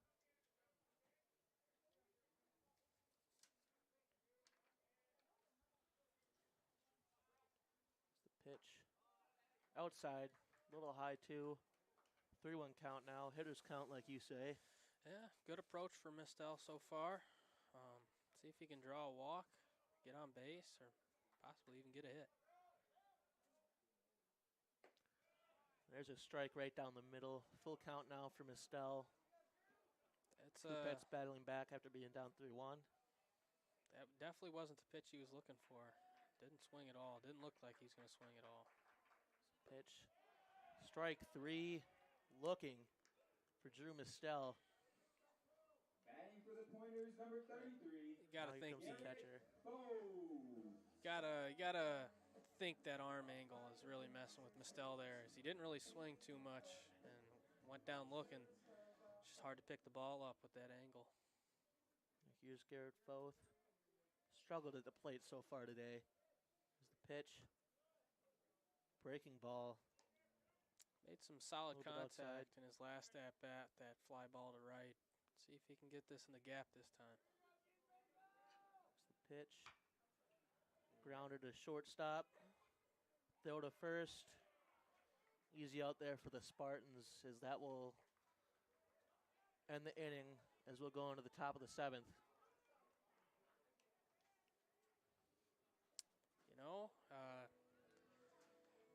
Just not a lot of offense. A lot of offense early, but recently both teams have had some good relief pitching. And Looks like a catching change now here for the Pointers. does look like that is the case. Is that number 25? Dylan Cunningham. Dylan Cunningham, a sophomore out of Franklin, Wisconsin.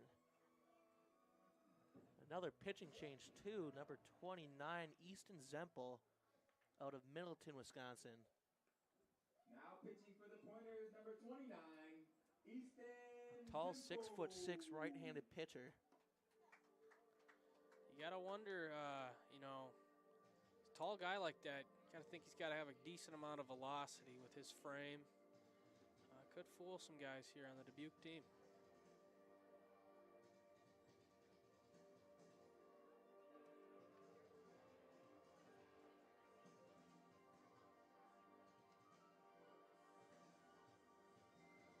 I don't know what's happened with the Pointers bats as well. I mean, they've just been struggling ever since the bottom of the 3rd. 3 straight scoreless innings.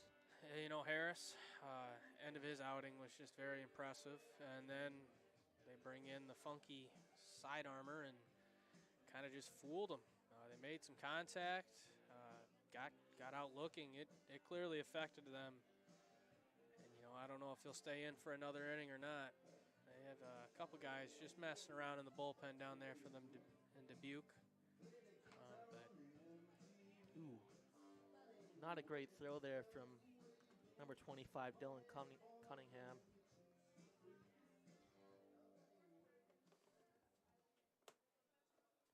My mistake, number 23, Tyler. Batting for Dubuque, number 3. These numbers are confusing me, man. It says on our sheet that Tyler Byer is a pitcher, but he might be out there catching. You never know. First pitch. There's a strike to Micah O'Neill. Impressive first pitch from Easton Zempel. Second pitch is a breaking ball hit into center field. Hubel had an awkward break on it, but he's got it for the first out. Batting for Dubuque, number 1, Vic Pico. I'll bring up Vic Pico. He's had an impressive day today. He's found his way on the base paths in multiple ways, and that's all you got to do is find a way to get on base. See if Zempel can stop that here. First pitch to Pico. There's that breaking ball, strike one.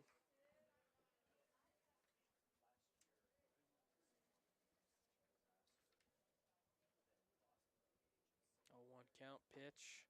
There's another strike, and Pico's down in the count 0-2 already.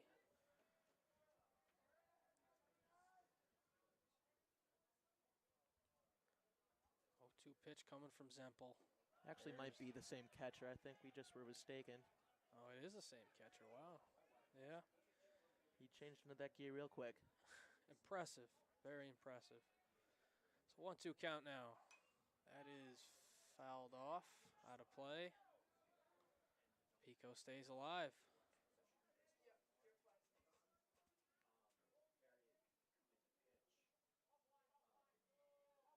Simple set for another 1-2. The breaking ball. Pico ducks out of the way. 2-2 now.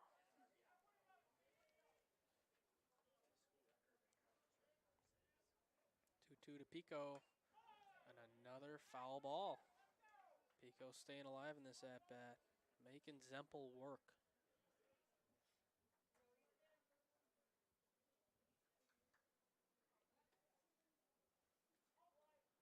Another pitch from Zempel. Pico takes ball 3.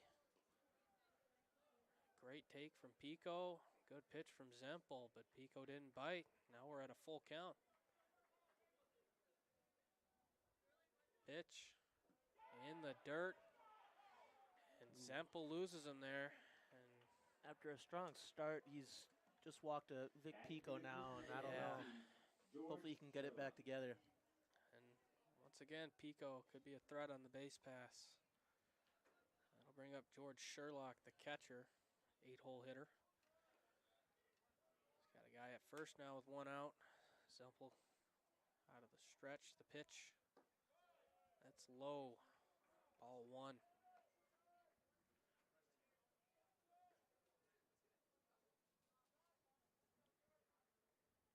Keeping an eye on Pico at first.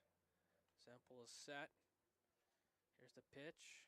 Swing and a miss from Sherlock.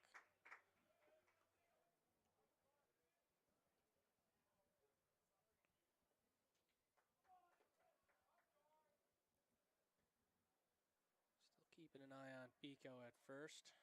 There's another pitch from Zempel. That one catches the zone for a strike. And he's got another 2-strike count here. Let's see if he can put him away this time.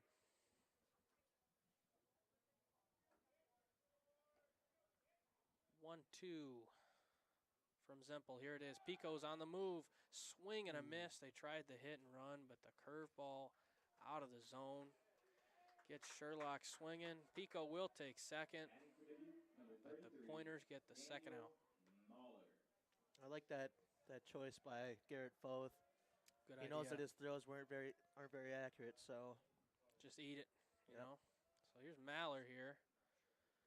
First pitch from Zempel to Maller. Foth tries to frame that one, but just a little outside for ball 1.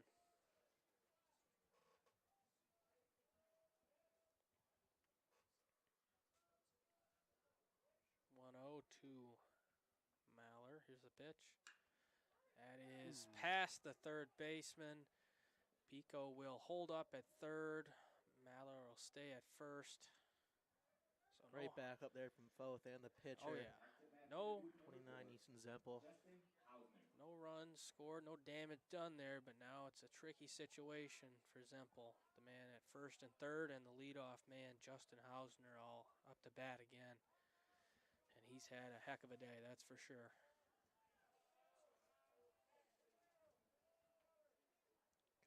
sign from the third base from his dugout, and We got to do that with runners in the corners. Got to be careful with the runner at first. Might try to run a play here to get the guy out at third if he thinks about going. Here's the first pitch to Hausner, though.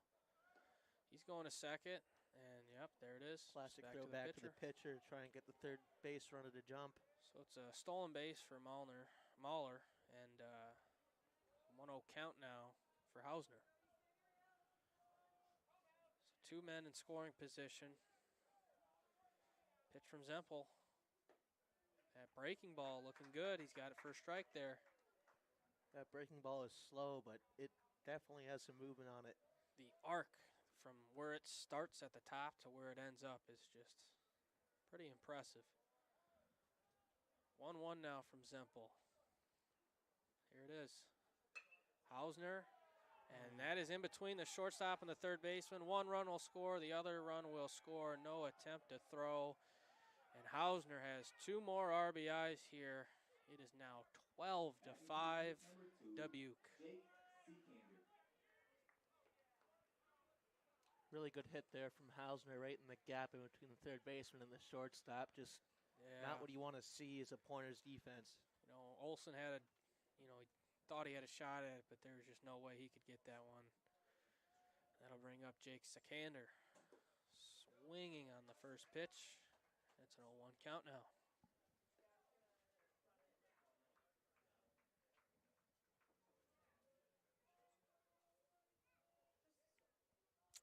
Count, man at first, pitch. There's that breaking ball, another swing and a miss here from Sikander, and he's down on the count 0-2 now. Let's see if Zempel can get out of this inning after that rough single by Hausner. He's setting the pitch. There's that breaking ball, but doesn't get the call, a little low.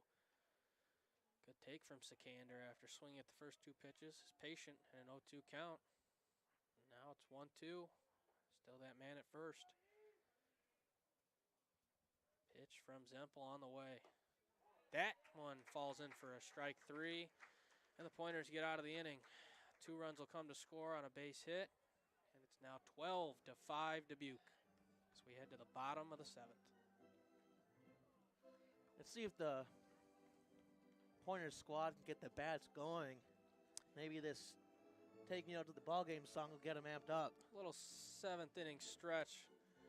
Maybe they'll stretch it out and find a way to get a couple hits, a couple base runners. Does look like Joshua Kupets will be the man to pitch in the bottom of the 7th here.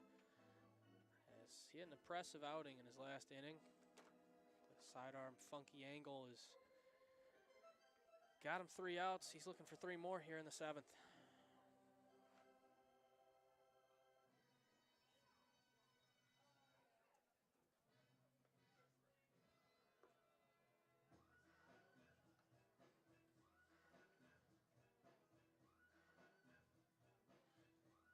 Hopefully the Pointers can get the bats going, and luckily the Spartans didn't score 3 more runs, and the Pointers wouldn't score this inning, otherwise the game would be over. It's true. Way to keep the game alive. Pointers number 7, Brennan Huber. Back to the top of the order now for Brennan Huber. He struggled to play today as well. Yeah, he had that very good defensive play, but it's time to show his skills with the bat here to lead off this bottom of the 7th and get things going for the Pointers. Held scoreless since that 3rd inning. First pitch from Kupets is a strike. Smart idea from Huber to take that for a strike. Just see how this guy gets it out of his hand and then find that angle. 0-1. Fouls that one off. And he's already down on the count 0-2.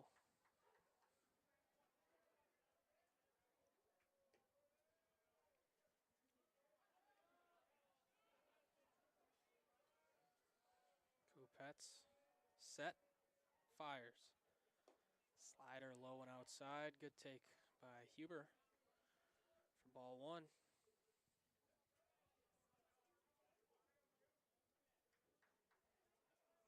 Here's Kupets' 1-2 pitch. That is hit to center field, but the man is there for an easy line drive out to start this bottom half of the 7th. Up to bat for the Pointers, number 24. He really got a hold of that one, but it was just straight to the center fielder. You know, they're making contact, and you know that's what this pitcher's going to do. Anybody who pitches like him, make the pitchers or make the hitters make the outs themselves. Let the contact happen. Let's see if Argersinger can get some nice contact here. Maybe send one to the sweets. It's low ball 1. I honestly wonder how many times a window on the suites has gotten hit out here. You know, I've always wondered that. Always wondered that.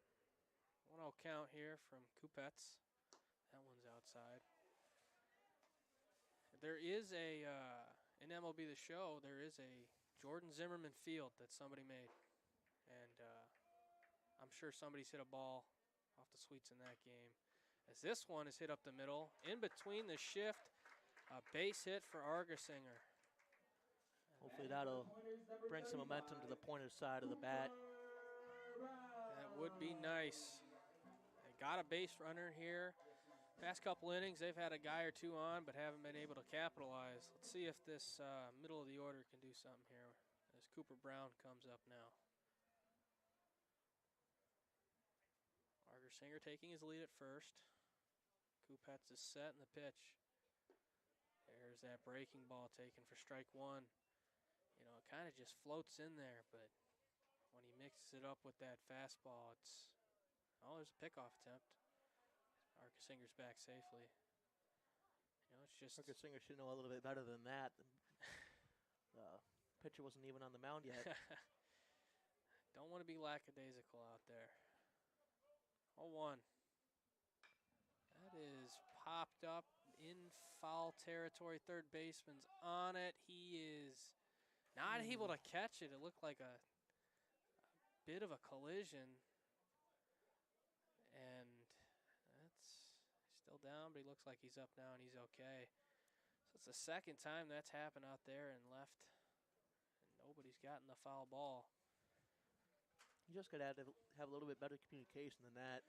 Does seem like that was the issue there. Two guys' gloves went after it, and that always means 0 come down with it. So now it's an 0-2 count for Cooper Brown. The pitch from Kupets is on the way. There's that breaking ball. Brown lays off of it outside and takes ball 1. Argersinger at first, getting his lead. Still keeping an eye on him. 1-2 to Brown on the way. Another pitch outside. Kupets trying to get Brown to make the out, make a mistake. But Brown's not biting. He's even the count back up at 2-2. Argersinger at first still. Here's the 2-2, and it hits Brown.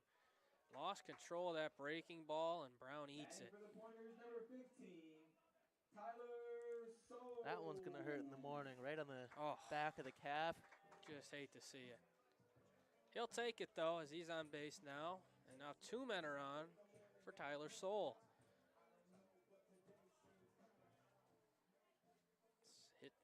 Hit home run number 10 on the season in the first inning, and he's looking to add to another one here. Be a great time to do it. First pitch from Kupets to Soule. Gets the fastball in there for strike 1. One thing I don't understand with bat is why they always take the first pitch, especially when it's right down the middle, and you've seen him throw that pitch many times before. It's been a very patient club here today. They have not been very aggressive. 0-1 count. There's the same pitch, same spot, same result. 0-2 count now for Soule. And, I don't know what he's exactly looking for. Both those pitches I know he could hit. Oh, absolutely. So now he's down 0-2. 2 men on, 1 out. Kupets fires. There's the breaking ball just outside. Great take from Soule. Awfully close. Yeah, that was awfully close. You know, we've seen at least one of those called today, but Soule gets the benefit of the doubt. Gets ball 1. Now it's a 1-2 from Kupets. Pitch. That one, there's that fastball. This time he swung at it and fouled it off out of play.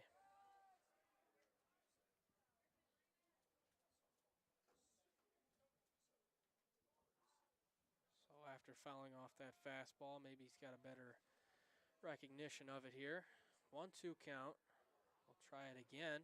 Still 2 men on bases here. Man at first and second. Pitch from Kupets. That one's in the dirt. And Souls found a way to even the count back up to 2-2. Souls really battling here. Very patient. Just one swing in this at bat. He's looking for his pitch.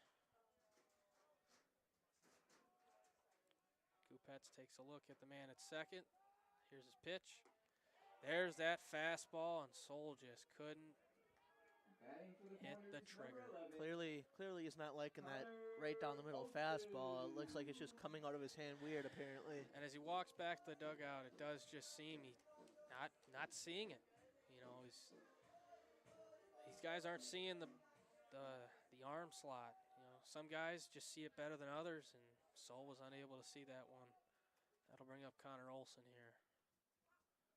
Pitch from Kupets on the way.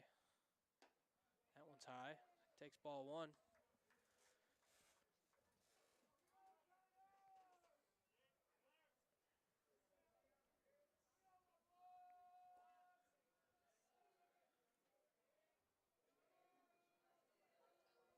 A 1-0 count now for Kupets. Pitch. There's that fastball. This time blows it past Olson. Looked a little bit behind that one. Yeah, he just waited back a little bit too long. Just doesn't seem like these guys are figuring out Kupets. 1-1. Kupets is set. And here's his pitch. Another fastball. This one fouled off again. And it's a 1-2 count. He's one strike away from getting out of this jam.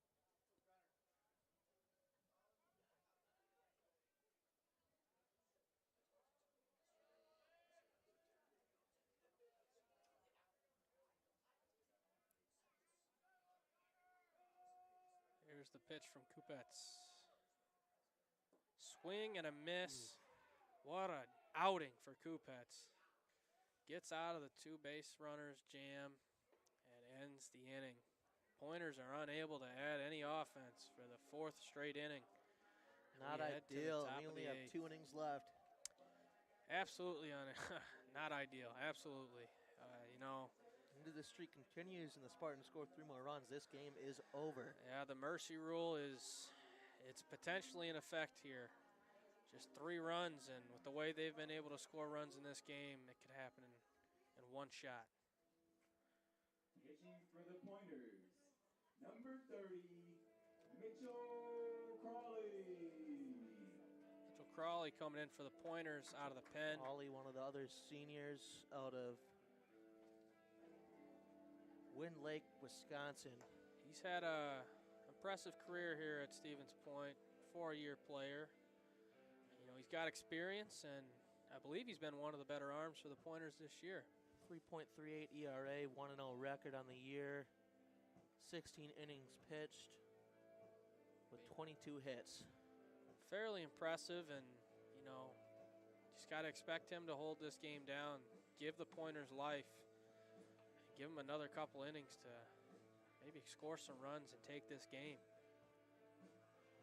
He's leading off for the Spartans. We'll have number 9, the 3-hole hitter, Tyson Dent, with his very unique batting stance. You know, it is unique. It just seems like it's got to be a hard strike zone to pitch to when he's got that squat to him. Something that maybe baseball players back in the 40s and the 50s would have done. Maybe like a guy like Pee Wee Reese. But, you know, whatever works. Batting stances, pitching mechanics in baseball, all are unique.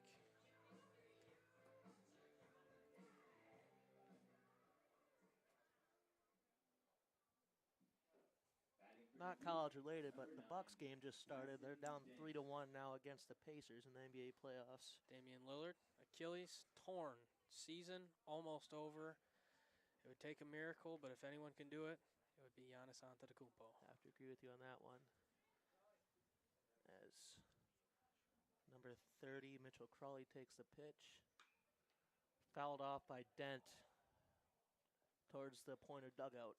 Looked like a fan almost had a play to grab that ball, but he didn't get it, and the fans groaned. Here's Crawley with the pitch. Line drive in between the shortstop and third baseman is Dent will get a single. You know, he looked like he was on that. He knew what was coming there. That first pitch, he fouled off just a little too early, sat back a little bit, and just gets a nice little single into left.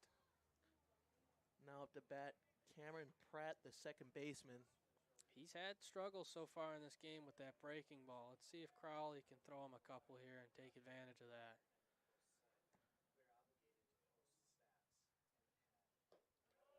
Low and a little bit outside in the dirt. Crawley down 1-0.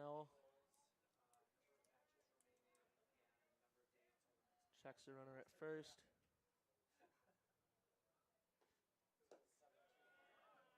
Just low. Ooh. Good take by Pratt, but you know that's a pitch you want as a strike if you're a pitcher. But Crowley That call unable to could've get gone it. either way as well. Now it's a 2-0 count instead of a 1-1.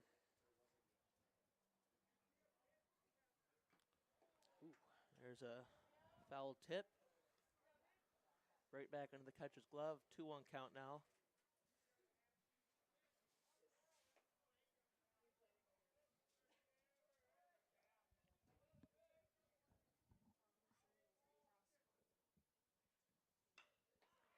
There's a little blooper towards center field, and that'll be a single for Cameron Pratt as the DH. J.D. Schaefer will come up to bat. You know that one With the runner on first and second. You know that one. I mean that's a good pitch, but also just a decent piece of hitting. Jammed him, but found a way to put it up the middle. And you know even the weakest amount of contact, as long as it finds green, it will be a base hit.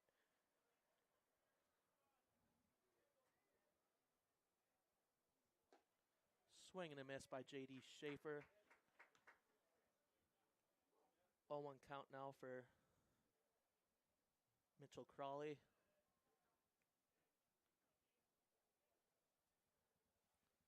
Checks the runners at second. Here's the pitch. Right down the middle. 0-2 count now for J.D. Schaefer. Schaefer not too happy about that call. That was a good call by the umpire, in my opinion. Schaefer's now down 0-2. Let's see what he can do. He's already homered before, but it'd be nice to see Crawley get him out here. Pitch. Just outside. I like that idea of that pitch there. Try to get him to chase that fastball that he didn't think was a strike last time. See if he can make a mistake. Doesn't hurt the count. 1-2 count now. Here's the pitch. Foul tip. Almost got the That got umpire a in the piece. goods. Yeah, that almost got a piece. A couple people back there. You know, it looked like he was a little bit out in front of that. A little change-up action. He's not seeing the ball too well in this at-bat.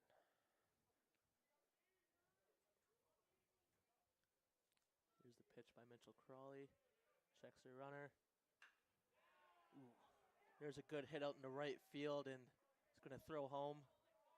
Runner will hold up at third. Bases loaded for number 3, Micah O'Neill. You know, not what I expected coming out of the pen from Crawley. Bases loaded, nobody out, but you know, these are the situations where you're counted on the most. Looks like they'll do a pinch runner here. Probably somebody with a little bit more speed, maybe. Yeah. Good Number idea. 37, Zachary Ducherer, a And freshman infielder. now you've got the third run in this inning at first base. A bases clearing double would give them that 10-run lead. Crawley gets a sign.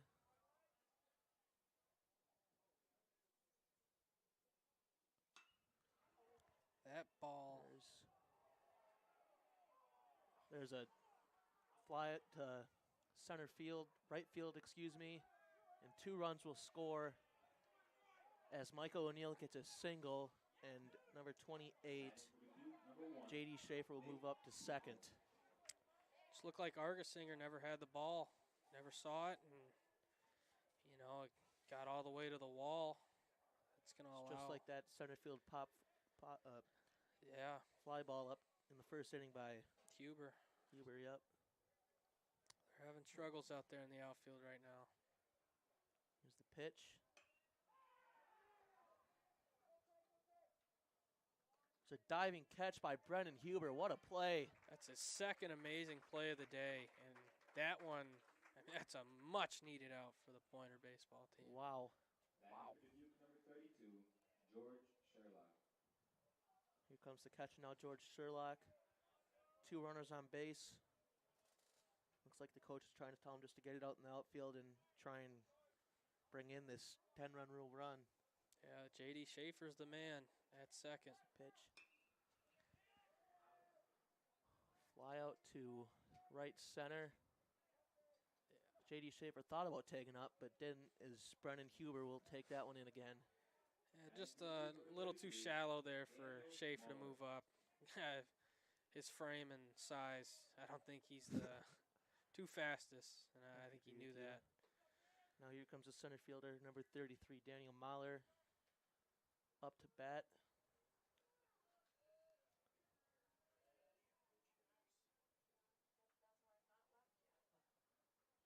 There's the pitch. Foul ball into the net.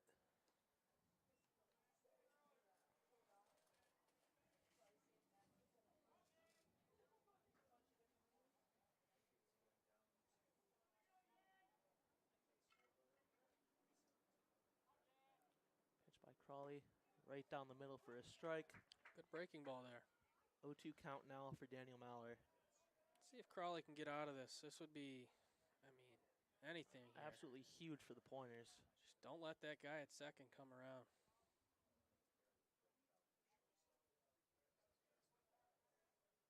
Pitch. Ooh, eats him up. Bad bounce there, as J.D. Schaefer will hold up at third for his single. You know, Mistel Number 33, Daniel Mahler. Mistel at thirds had a lot of balls. Well, everybody on that left side of the field, Olsen and Mistel, have had some hot shots that just eaten them up. Here's number 4, Justin Hausner, who's had himself one heck of a day. He can add on to it here with the bases loaded. Another bases loaded, another bases loaded opportunity for Crawley. Ooh. Almost hits him. Awfully close. He's calling time now and catches breath after that one.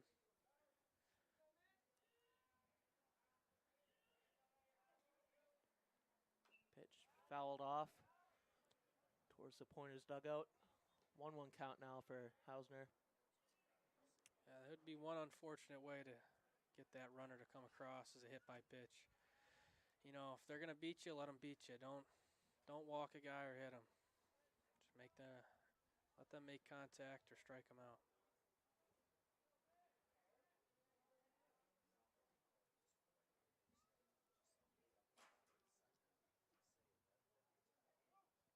Steps off the rubber there. 14-5 to score, 2 outs at the top of the 8th. Here's the pitch. Just low. Crawley loses his head on that pitch. He's leaving it all out there. No lack of effort. Last game from at these home, players, he wants to win this one. especially for the senior. Here's the pitch. Right down the middle. Strike 2 called. 2-2 count now for Justin Hausner. Mitchell's got to have a good pitch here. Can't go to a 3-2 count because that almost gives it away. Got to get him out here. Here's the pitch. And he Swing did. and a miss. That'll be the final out. Going to the bottom of the 8th. 14-5 the score. Almost got to the 10th run. You know, Pointers would have had a chance to get another run, but with the way we've been hitting, I don't know. Yeah, hot start from the bats. Silent so far. You You got to give credit to Crowley. Multiple bases loaded situations, and only 2 runs came to score. Most pitchers in those scenarios, that ends up poorly, but he found a way to keep them in this game for at least another inning. Here's a new pitcher now for the Spartans. Number 30, Brendan McQuillan out of Oaklawn, Illinois.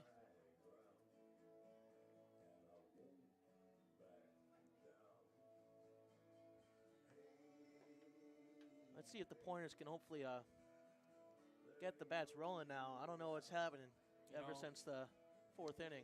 Yeah, 4 straight scoreless frames. Dubuque's found a way to get, a couple innings from Harris, a couple innings from, Joshua Kupets. Both of them pitched well, and it's time for the Pointers to take advantage here of the senior, Brendan McQuillan.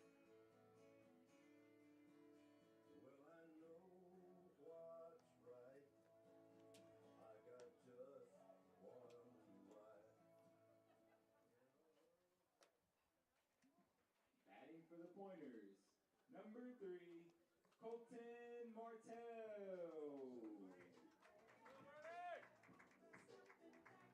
Colton Martell up to bat. He had a bomb of a home run in the 2nd inning. Oh, yeah. See if he can do that again. Try and help these Pointers bats get rolling.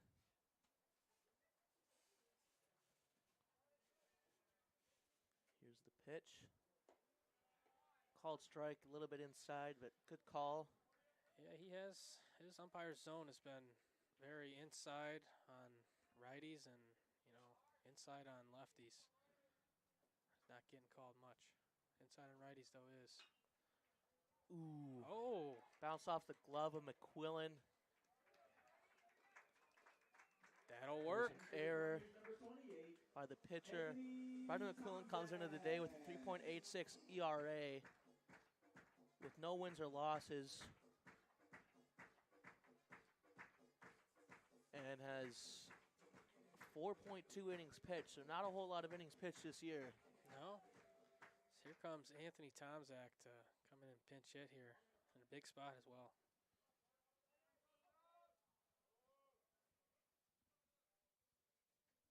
Here's the pitch. Outside.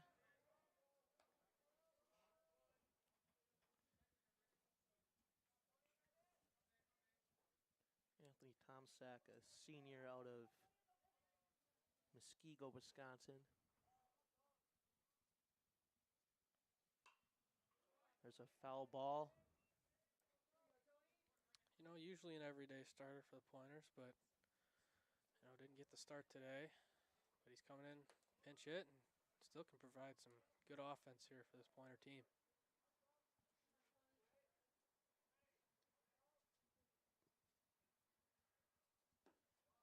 There's a pitch low on outside. 2-1 count now for Tomzak.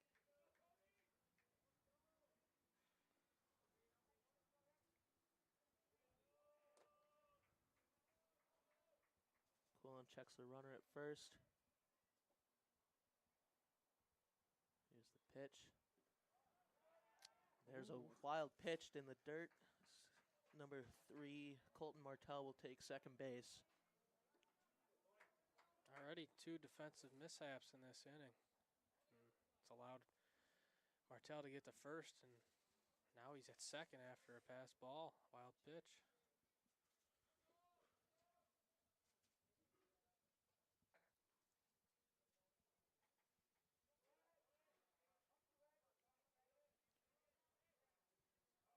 Here's the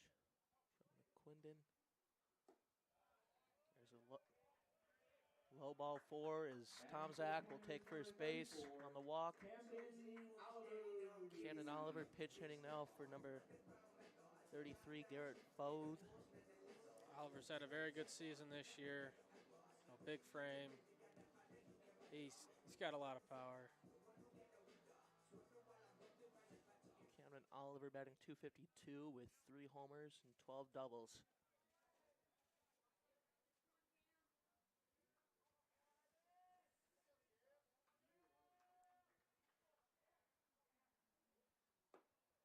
There's a called strike.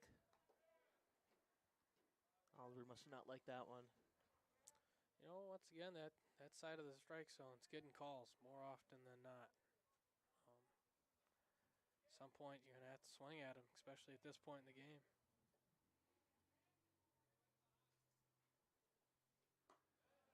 There's a pitch outside. 1-1 count now. Martell and Tomczak on first and second.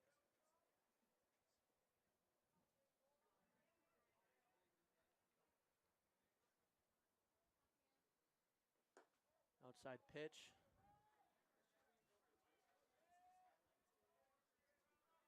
McQuillan is not finding his pitch right now after that walk, and now 2-1 count on Oliver.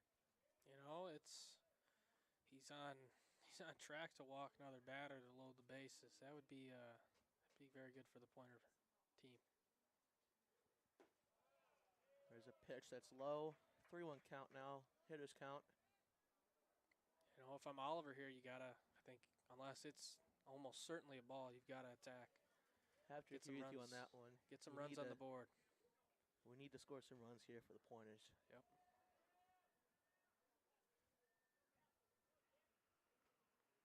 And he does. There's a bad bounce there for the second baseman as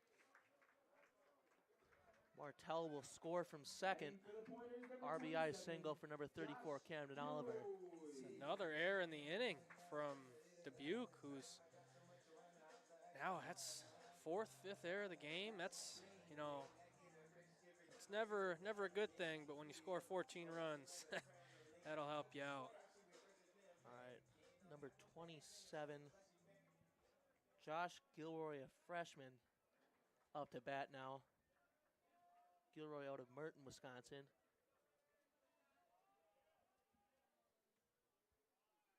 Here's the pitch from McQuillan. Right down the middle, called strike.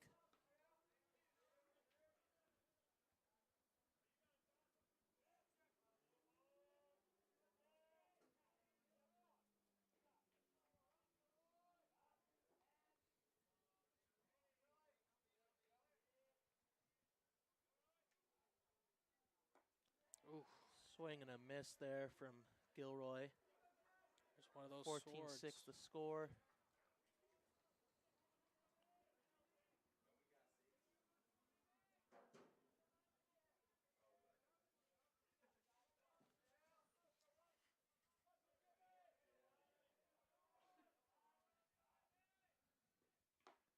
Another pitch right down the middle. That one. Strike three, looking. Batting for the Pointers, No, you got to swing on number that one. 4, Jackson Adams. Jackson Adams, a sophomore, out of Janesville, Wisconsin.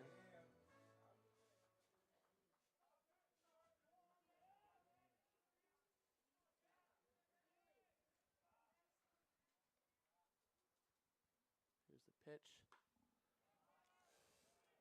Foul pop up. Ooh. Third baseman Tyler Dent tries diving for that one, but just a little bit short of that. You know that those foul balls on the left side of the field have been a doozy for Dubuque so far. I have to agree with you on that one. I don't know how many times there's been one where they sprint towards it. They haven't been able to get it yet. One of these days. One of these days.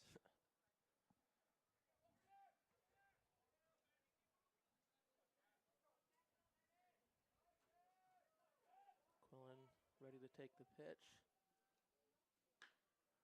There's a pop-up. 2. Thinks about throwing the first, but backs off. Batting for the Pointers, number 24, Nick Good Augersinger. good way to take that grounded from Zachary Ducher. Yeah, I mean, Definitely a weird. Those Yeah. bouncers are always the worst. very rarely do you see a ball bounce that high. I mean, he fielded it nearly at his chest level. Good There's idea number by the shortstop as well to eat that ball at second, not throw it 24, first. Nick Augersinger up to bat again. Here's a pitch from McQuillen. Another bouncer. That's the third one this inning. Foul towards the Dubuque dugout. Yeah, we're not getting too much solid contact off of this pitcher McQuillan. Get a solid little drive here from Argersinger. Pitch from McQuillan. Another bouncer into the gap. Tomzak will score. Number 4, Jackson Adams will move to third. There's a single from Argersinger. There we go. 2 runs have scored in this inning now. 2 outs now in the bottom of the 8th. Cooper Brown up to bat. He's had an okay day at the plate so far. Yeah, you'd like to see him have another hit here. Maybe another big hit.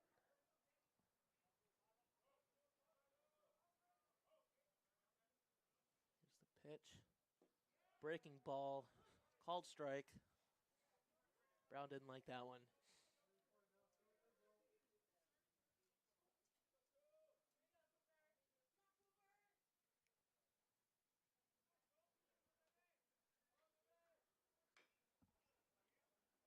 Foul ball right behind the catcher. Thought for a second there that could have been in fair territory right on the That plate. was awfully close. Oh, that would have been something. A little bit above that one.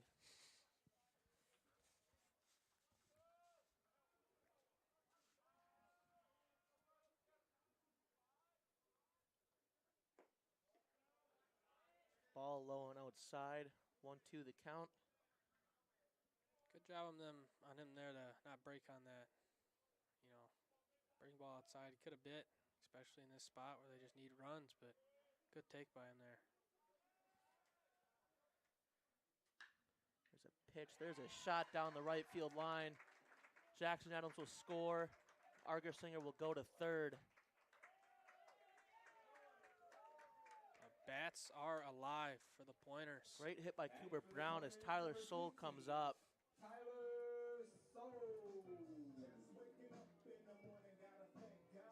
This is the guy you want to have up in this situation. I have to agree with you. They were down 14-5 at the beginning of this inning, and now they've scored 3 straight. They have a chance to make it a 3-run game here with Soule, too. It's the pitch. Ooh. Water. What a play Wow. by Vic Pico. He's having himself a day. Fielded that ball diving and just tossed it up to the second baseman for the third out. Wow. Vic Pico. And that'll change the sides. Finally got what we were looking for, a little offense there. Gives them a shot here. They can hold them scoreless in the top of the 9th. Put on an impressive rally in the bottom. Anything's possible. Another pitching change for the Pointers. Braylon Nystrom, freshman out of Stevens Point. Pitching for the Pointers, number 10, Braylon Nystrom.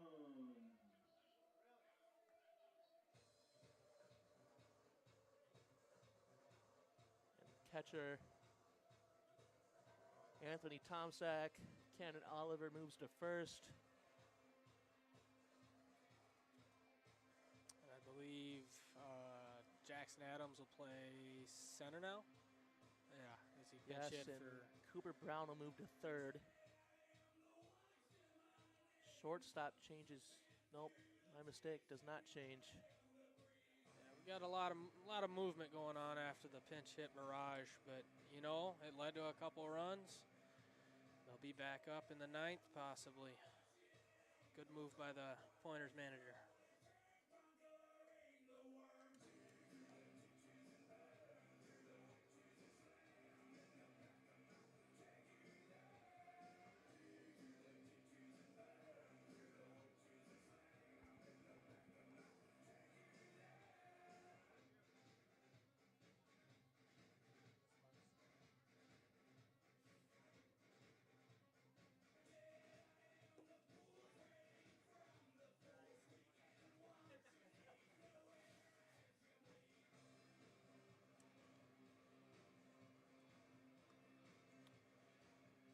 The throw down from Tomzak, and they're going to get ready to pitch here.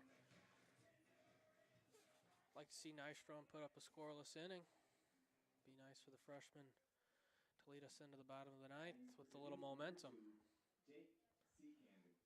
Leading off, it'll be Jake Seekander. He's had a couple at-bats tonight, and he's performed pretty well. Let's see if Nystrom can stop him here. First pitch. Swing and a miss. Nystrom's got a first pitch strike.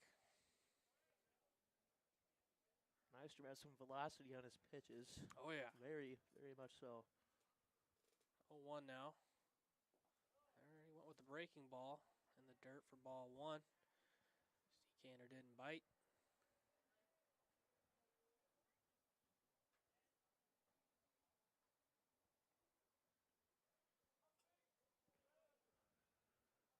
Alrighty, Seekander back in the box now. Nystrom set and the pitch. There's that heater again. Foul tip for a strike. And now Seekander's down in this count 1-2. Both strikes coming off that fastball. See if Nystrom goes back with it again. Here it is. The breaking ball. Just gets a piece of it fouled down the first base line.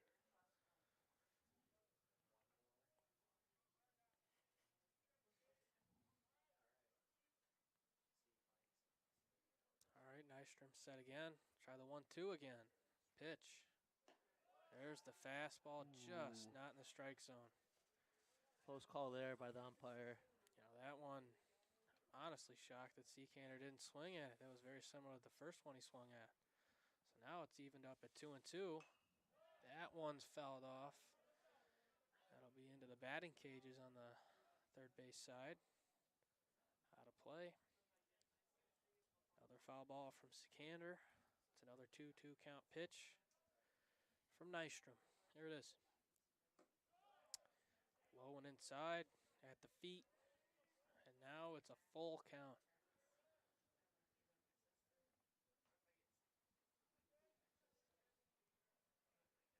Nystrom pitch, and there's that fastball outside. Couldn't get it in the zone. Seekander doesn't bite, and he's got a leadoff walk here in the top of the ninth. Batting for Dubuque, number 9, Tyson Dent. With that walk, Seekander's at first. That'll bring up Tyson Dent. He had an impressive hit in his last at-bat. Just a solid hit into left field. See what he can do to stop Dent here. Nystrom's first pitch to him. Fouled off down the first base side, out of play. See with Nystrom's delivery here out of the stretch, looks to be much more top to bottom. Just that high release. 0-1 count. Here it is. A little bit high there. Yeah, he's just a little high in the zone right now. Ump's not calling it, and you know, got to make your pitches. 1-1 count. Pitch. That's a check swing, but he still fouled it off. I bet you he wishes he would have went through on that one. He had some solid contact, even for a foul ball check swing. That would have been something to see. Now, it's a 1-2 count. Nystrom's got him where he wants him. Pitch to Dent on the way. That one's jamming him. Brown, or Oliver at first, not going to be able to get down the line and get there. It'll just be a foul ball.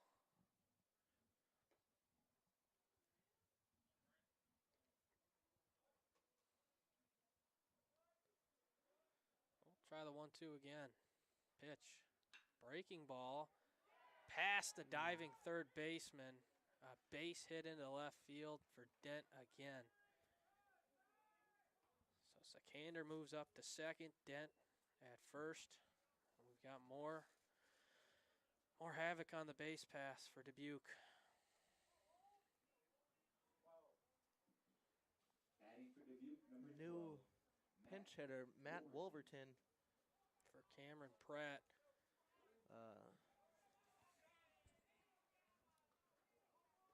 Junior out of Arlington Heights, Illinois. Chicago kid. Let's see what Wolverton can do here, lefty. That's a strike. Good first pitch strike.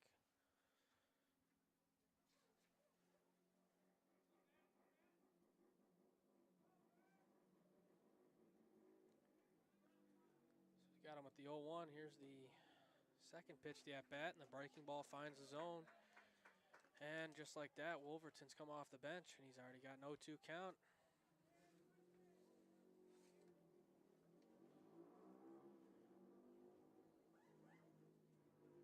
Nystrom is set in the pitch. Another fastball high. You know, Dubuque's not biting these high fastballs. They are taking them, and it's working so far for them. You see that all too often in baseball. Hitters wanting the high fastball, the high meatball. They want it. Here's the 1-2, and that's in the dirt. The count's already evened up at 2-2.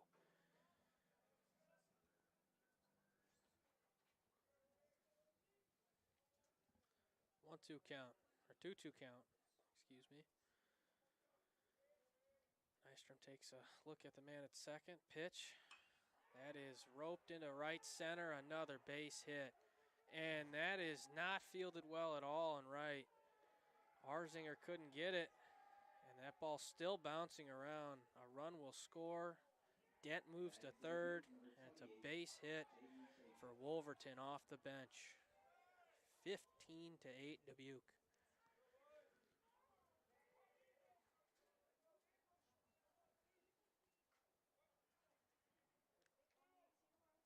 Been a tough day for these pointer outfielders. You know, Huber had a good day, but out and left and right, corner outfielders have struggled so far.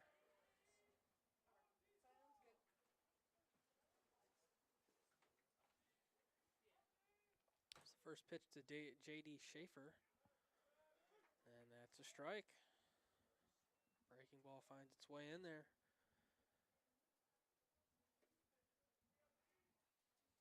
Man in the corner, still nobody out in this inning. 0-1. There's another breaking ball. Schaefer swings right through it.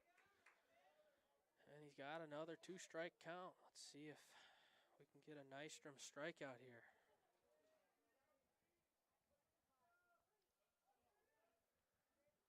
Oh, 2 on the way. Outside, want him to swing at that. Seen good plate discipline out of Dubuque today. Still not an out yet in this inning. No. Could get a double play here. Let's see what happens. 1-2.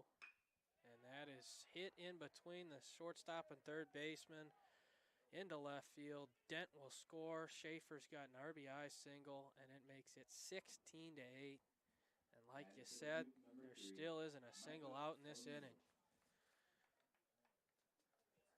We got one guy warming in the bullpen for the Pointers, but it looks like they're going to keep Nystrom out here for now. Man at first and second here for Micah O'Neill. First pitch from Nystrom to O'Neill. There's that high fastball. It's got a lot of speed, a lot of velocity, but it's just going a little too high. So I probably won't see you tomorrow. JK, Diane will be at softball.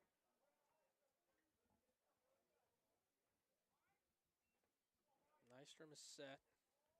He delivers. And it's over the shortstop's head into left field. They're sending him around third.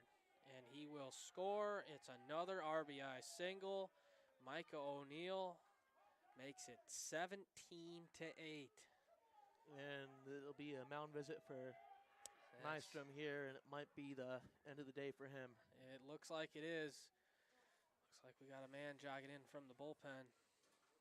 You know, not the best performance. He had a lot of 2-strike counts, but he couldn't find a way to get out of them. And you see that entirely too often. A lot of pitchers find their first 2 strikes, but getting a guy out, it's more. You need 3, not 2. Here's coming in for him is number 8, Jacob Bosher, out of New Berlin, Wisconsin.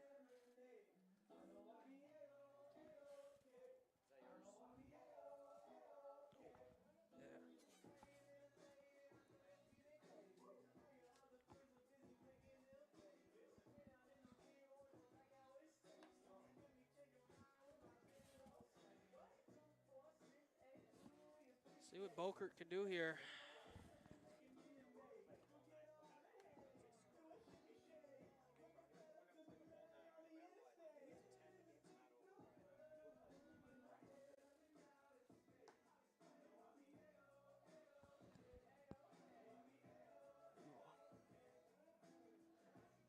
game has been pretty rough for the Pointers.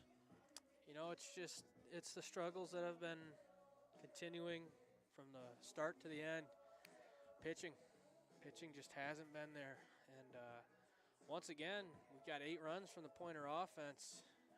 I asked for a little offense in the last half, in the bottom of the 8th, and just like that, Dubuque fires back with their 3 of their own, and it's virtually erased everything the Pointer offense has tried to do here. It's just not the best day on the mound, and especially when you think about what Dubuque was coming into the game with. Not many home runs. They hit a couple. The best hitter wasn't in the lineup. Best pitcher wasn't on the mound, but they found a way to stymie the Pointers, and they found a way to put a lot of men on base and capitalize on those opportunities as well. 21 hits on the day for Dubuque. Jacob Borchert comes into the day with a 27.0 ERA. What was that? 27.00 ERA. Wow. You know, it's only up from here. That's for sure. There's his pitch, and that's a breaking ball inside. As Vic Pico is now up to bat. What a day he's had. Defensive highlights with the bat on the bases. He's been an all-around player for Dubuque. Takes that one low.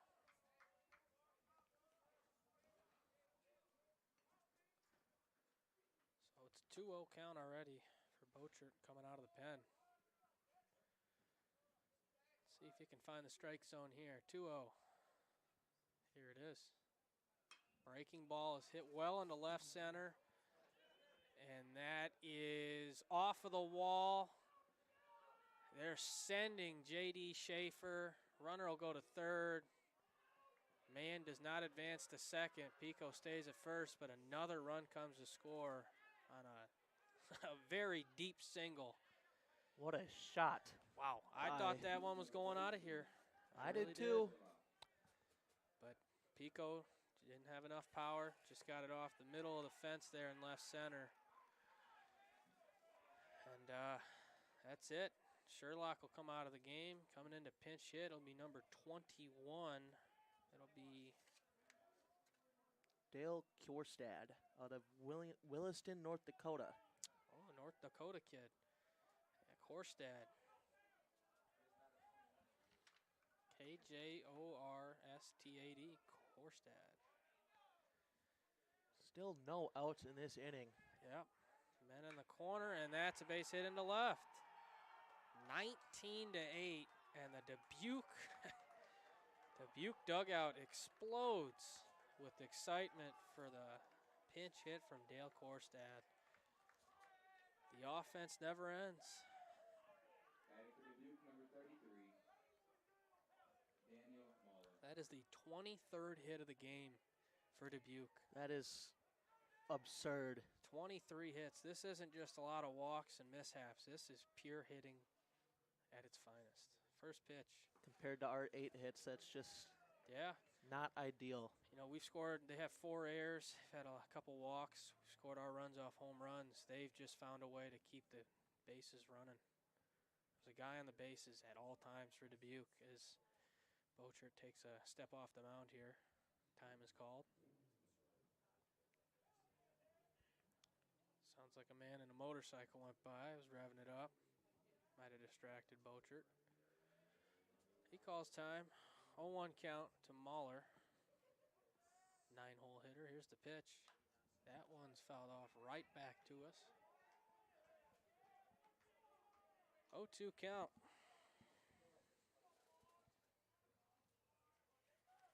This will be a great time to get the first out of the inning, that's for sure. Bochert, here's the pitch. That's a chopper up the middle. Olson has it at second. He won't make the throw to first.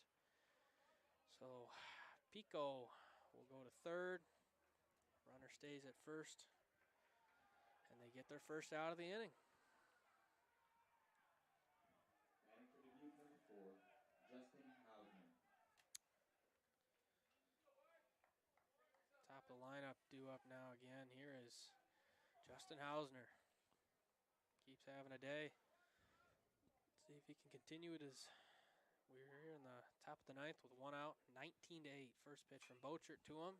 Fouled off. Out of play.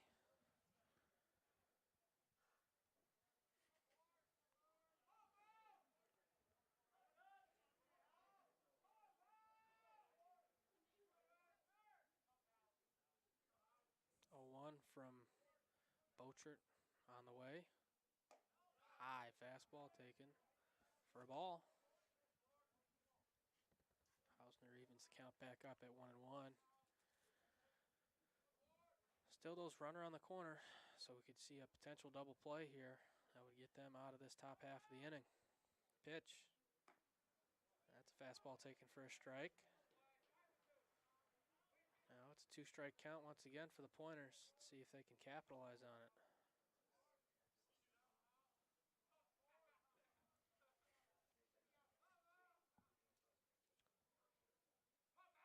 1-2. That's in the dirt. Hausner fights back and evens it up once again. 2-2 this time.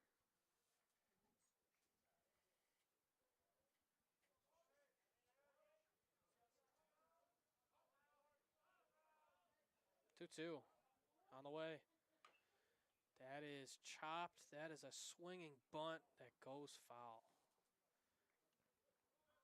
Good job by Oliver there not to pick that up in fair territory. That would have almost certainly scored a run.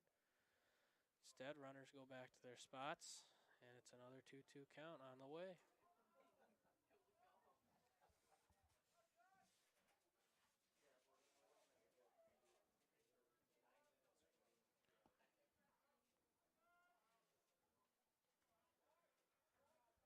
Bochert is set, ready to deliver. Here it is, in the dirt, and we've got another full count.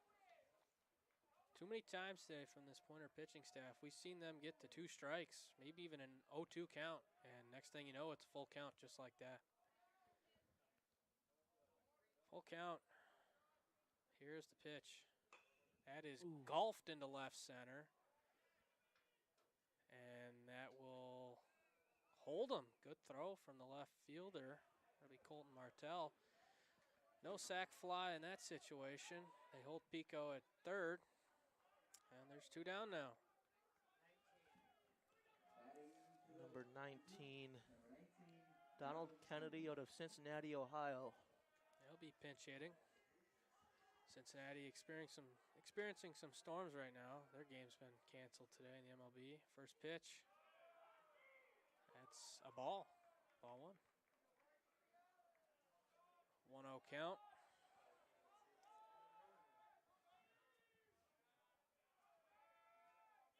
Bochert to Kennedy. That's a breaking ball in there for a strike.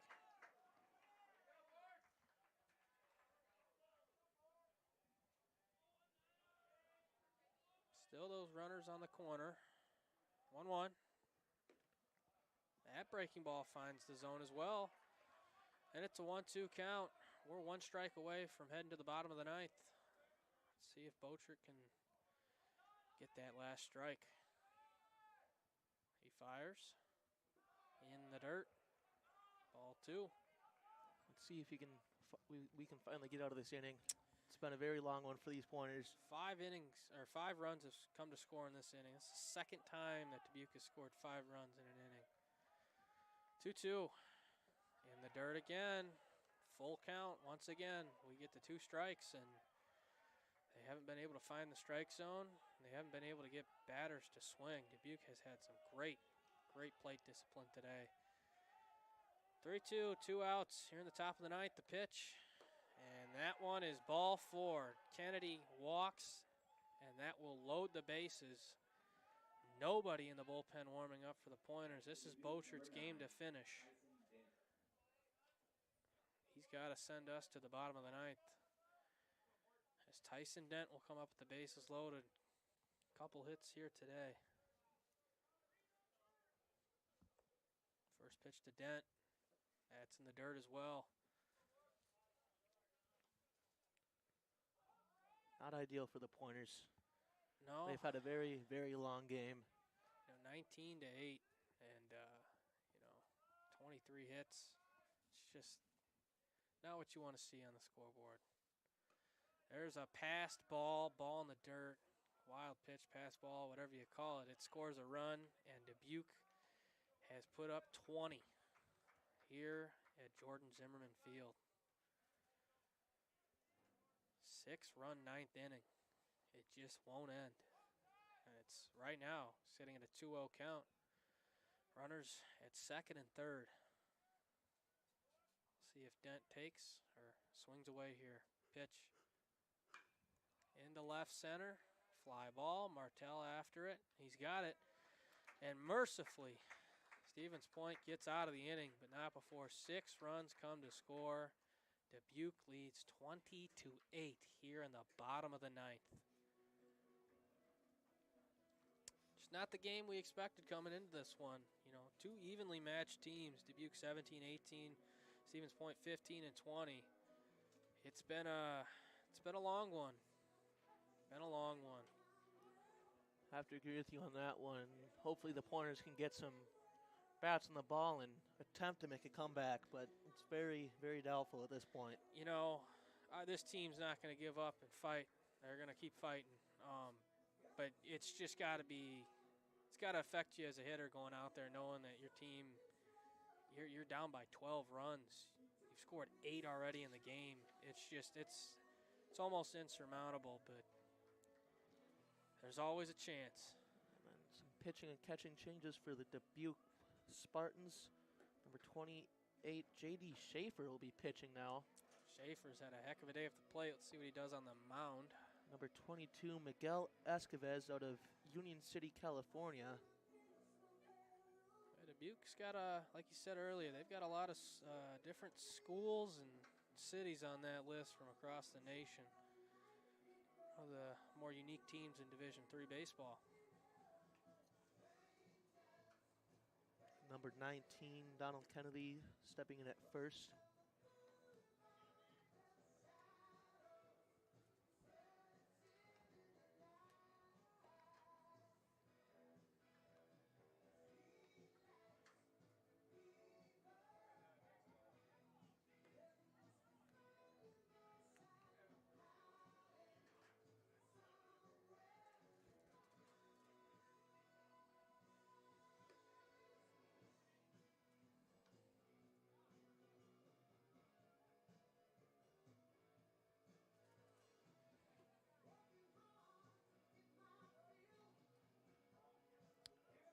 I believe this will be, I know it's not the first time the Pointers pitching staff has given up 20 runs in a single game this year, but I do believe it was just last weekend against Oshkosh. it's been a tough couple past weeks. 20 runs is a lot. You never think that'll happen, but sometimes it's just not your day. 20 runs is a lot. I once got scored 32 runs on in high school. Oh my. 32 to nothing. And that was a windy day. Here's Olson. Olson fouls off the first pitch from J.D. Schaefer. Schaefer DH so far in this game, but on the mound here with the 12-run lead, test some things out, see if he's got something that works. 0-1 count. That one's outside. Olson takes ball 1.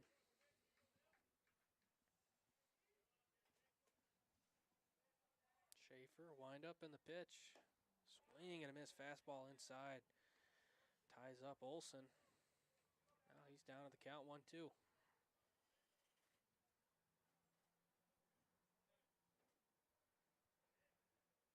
Wind up and the pitch again. This one's popped up. First baseman, second baseman's calling for it. He's got it. There's the first out of the inning. Adding for the Pointers, number 3, Colton Martell. There's the senior, Colton Martell. As you said, this is the last home game of the year for Martell. This will be his last at-bats as a Pointer here in Jordan Zimmerman Field. Takes ball 1 high and inside.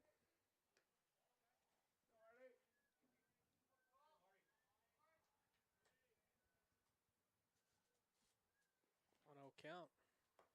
Breaking ball in the dirt. Martell's up in the count 2-0. See if he can get another home run like he did earlier in this one. 2-0. Inside. Just high as well, I believe. Yeah, good plate discipline so far from Martell in this at-bat. And he's worked into a 3-0 count. Pitch from Schaefer. Inside almost hits him. He'll go to first either way. It's a one-out walk here for the Pointers. Anthony Tomzak. Another senior for the Pointers. Tomzak Senior is catcher, Anthony Tomzak. pinch hit in his last at-bat. In the last inning. This will be his second at-bat of the game. Filled in at catcher. See if Tomzak can get something going here with Martell at first. First pitch from Schaefer in the dirt. And that'll get Martell to second. New catcher, I believe that is a new catcher for the Dubuque Spartans.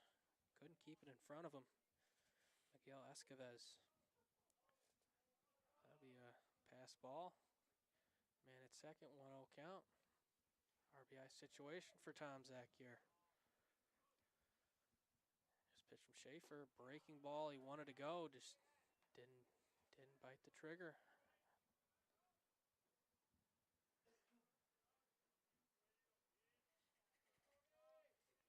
1-1 count, 1 out. Schaefer's pitch. There's the fastball. And I could tell he wanted that one. Tomzak's a little tied up here. He almost went after the slider, didn't go. That one wanted to go as well, but didn't go after the fastball. Now he's down in the count 1-2. Schaefer's 1-2 pitch. Outside. Good take by Tomzak. Dubuque dugout thought it was a strike. That'll even the count back up at 2-2. Schaefer's 2-2. That one's in the dirt. Tomzak's fought his way all the way back to get to a 3-2 count.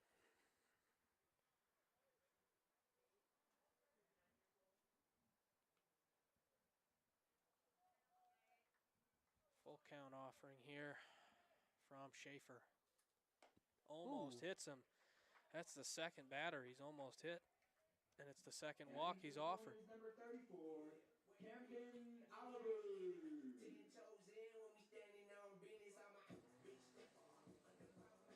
Camden Oliver with a single last time up, I believe. Yeah, and his pinch hit at bat in the 8th. It's part of the 3-run 8th inning we had. Let's see if he can produce something here with 2 men on, 1 out. Here's the pitch from Schaefer. There's a fastball just in there on the outside for a strike.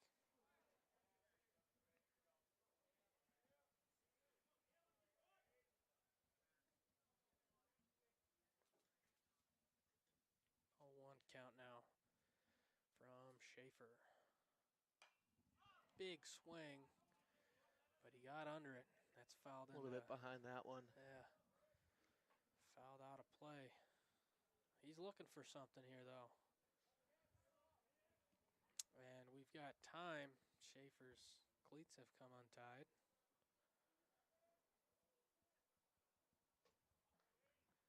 Now he's back on the rubber. And here we go, 0-2 count. Pitch from Schaefer in the dirt.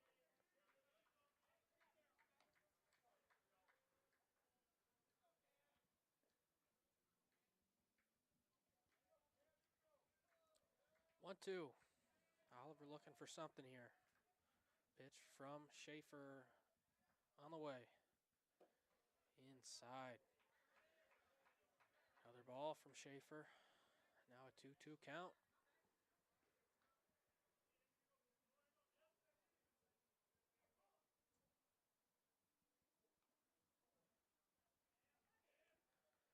Two, 1 out, 2 men on. Pitch from Schaefer to Oliver. That is sky high in right field. Right fielder's under it at the track.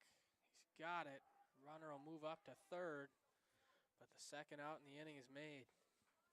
Batting for the Pointers. That was a 27. rocket up in the sky there. Got a little under it. He was under it earlier. He got under that one. So now we've got number 27, Josh Gilroy. Stands as the last chance for here for the Pointers. 2 outs, runners on the corners. Big spot.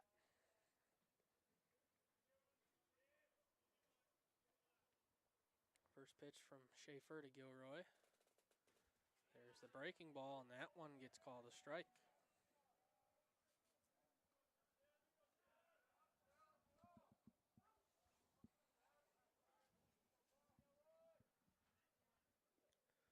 Oh, 1 now. Schaefer set and the pitch. That one's inside. So ball 1 to Gilroy. 1-1 count now. Gilroy's just going to try to extend this game, get us another run, keep maybe a 2-out rally going. 1-1. That fastball's high. Thought about it, but didn't go. 2-1.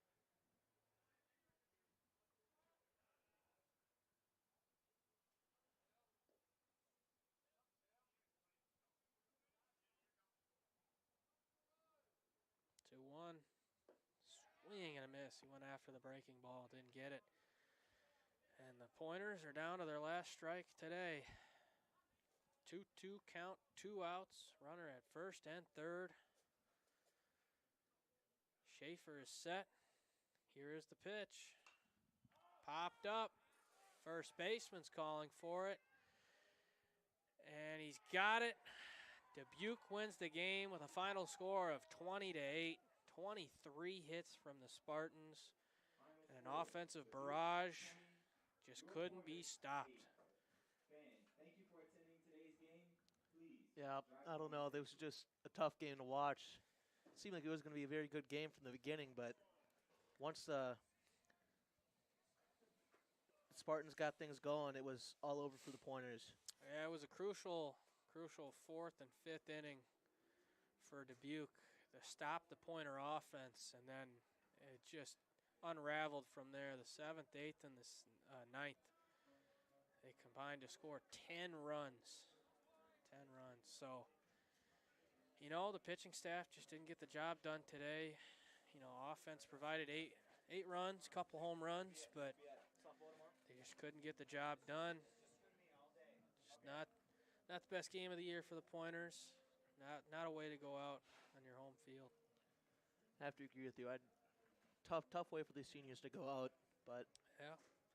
there's a lot of upside for this Pointer squad. They're an extremely young team, Yes, they are. and I mean, Tyler Soul, Jr., we saw him hit a shot. You know, he's had a heck of the last couple past couple weeks. He's been very good, and, you know, everybody on this list, only a couple seniors saw the field today. You know, a lot to build on. Just a bad loss. That's all it is. well, that'll do it from Zimmerman Field. This was a Pointer Baseball. I was joined by Trey Mullins, and I'm Cole Schneider.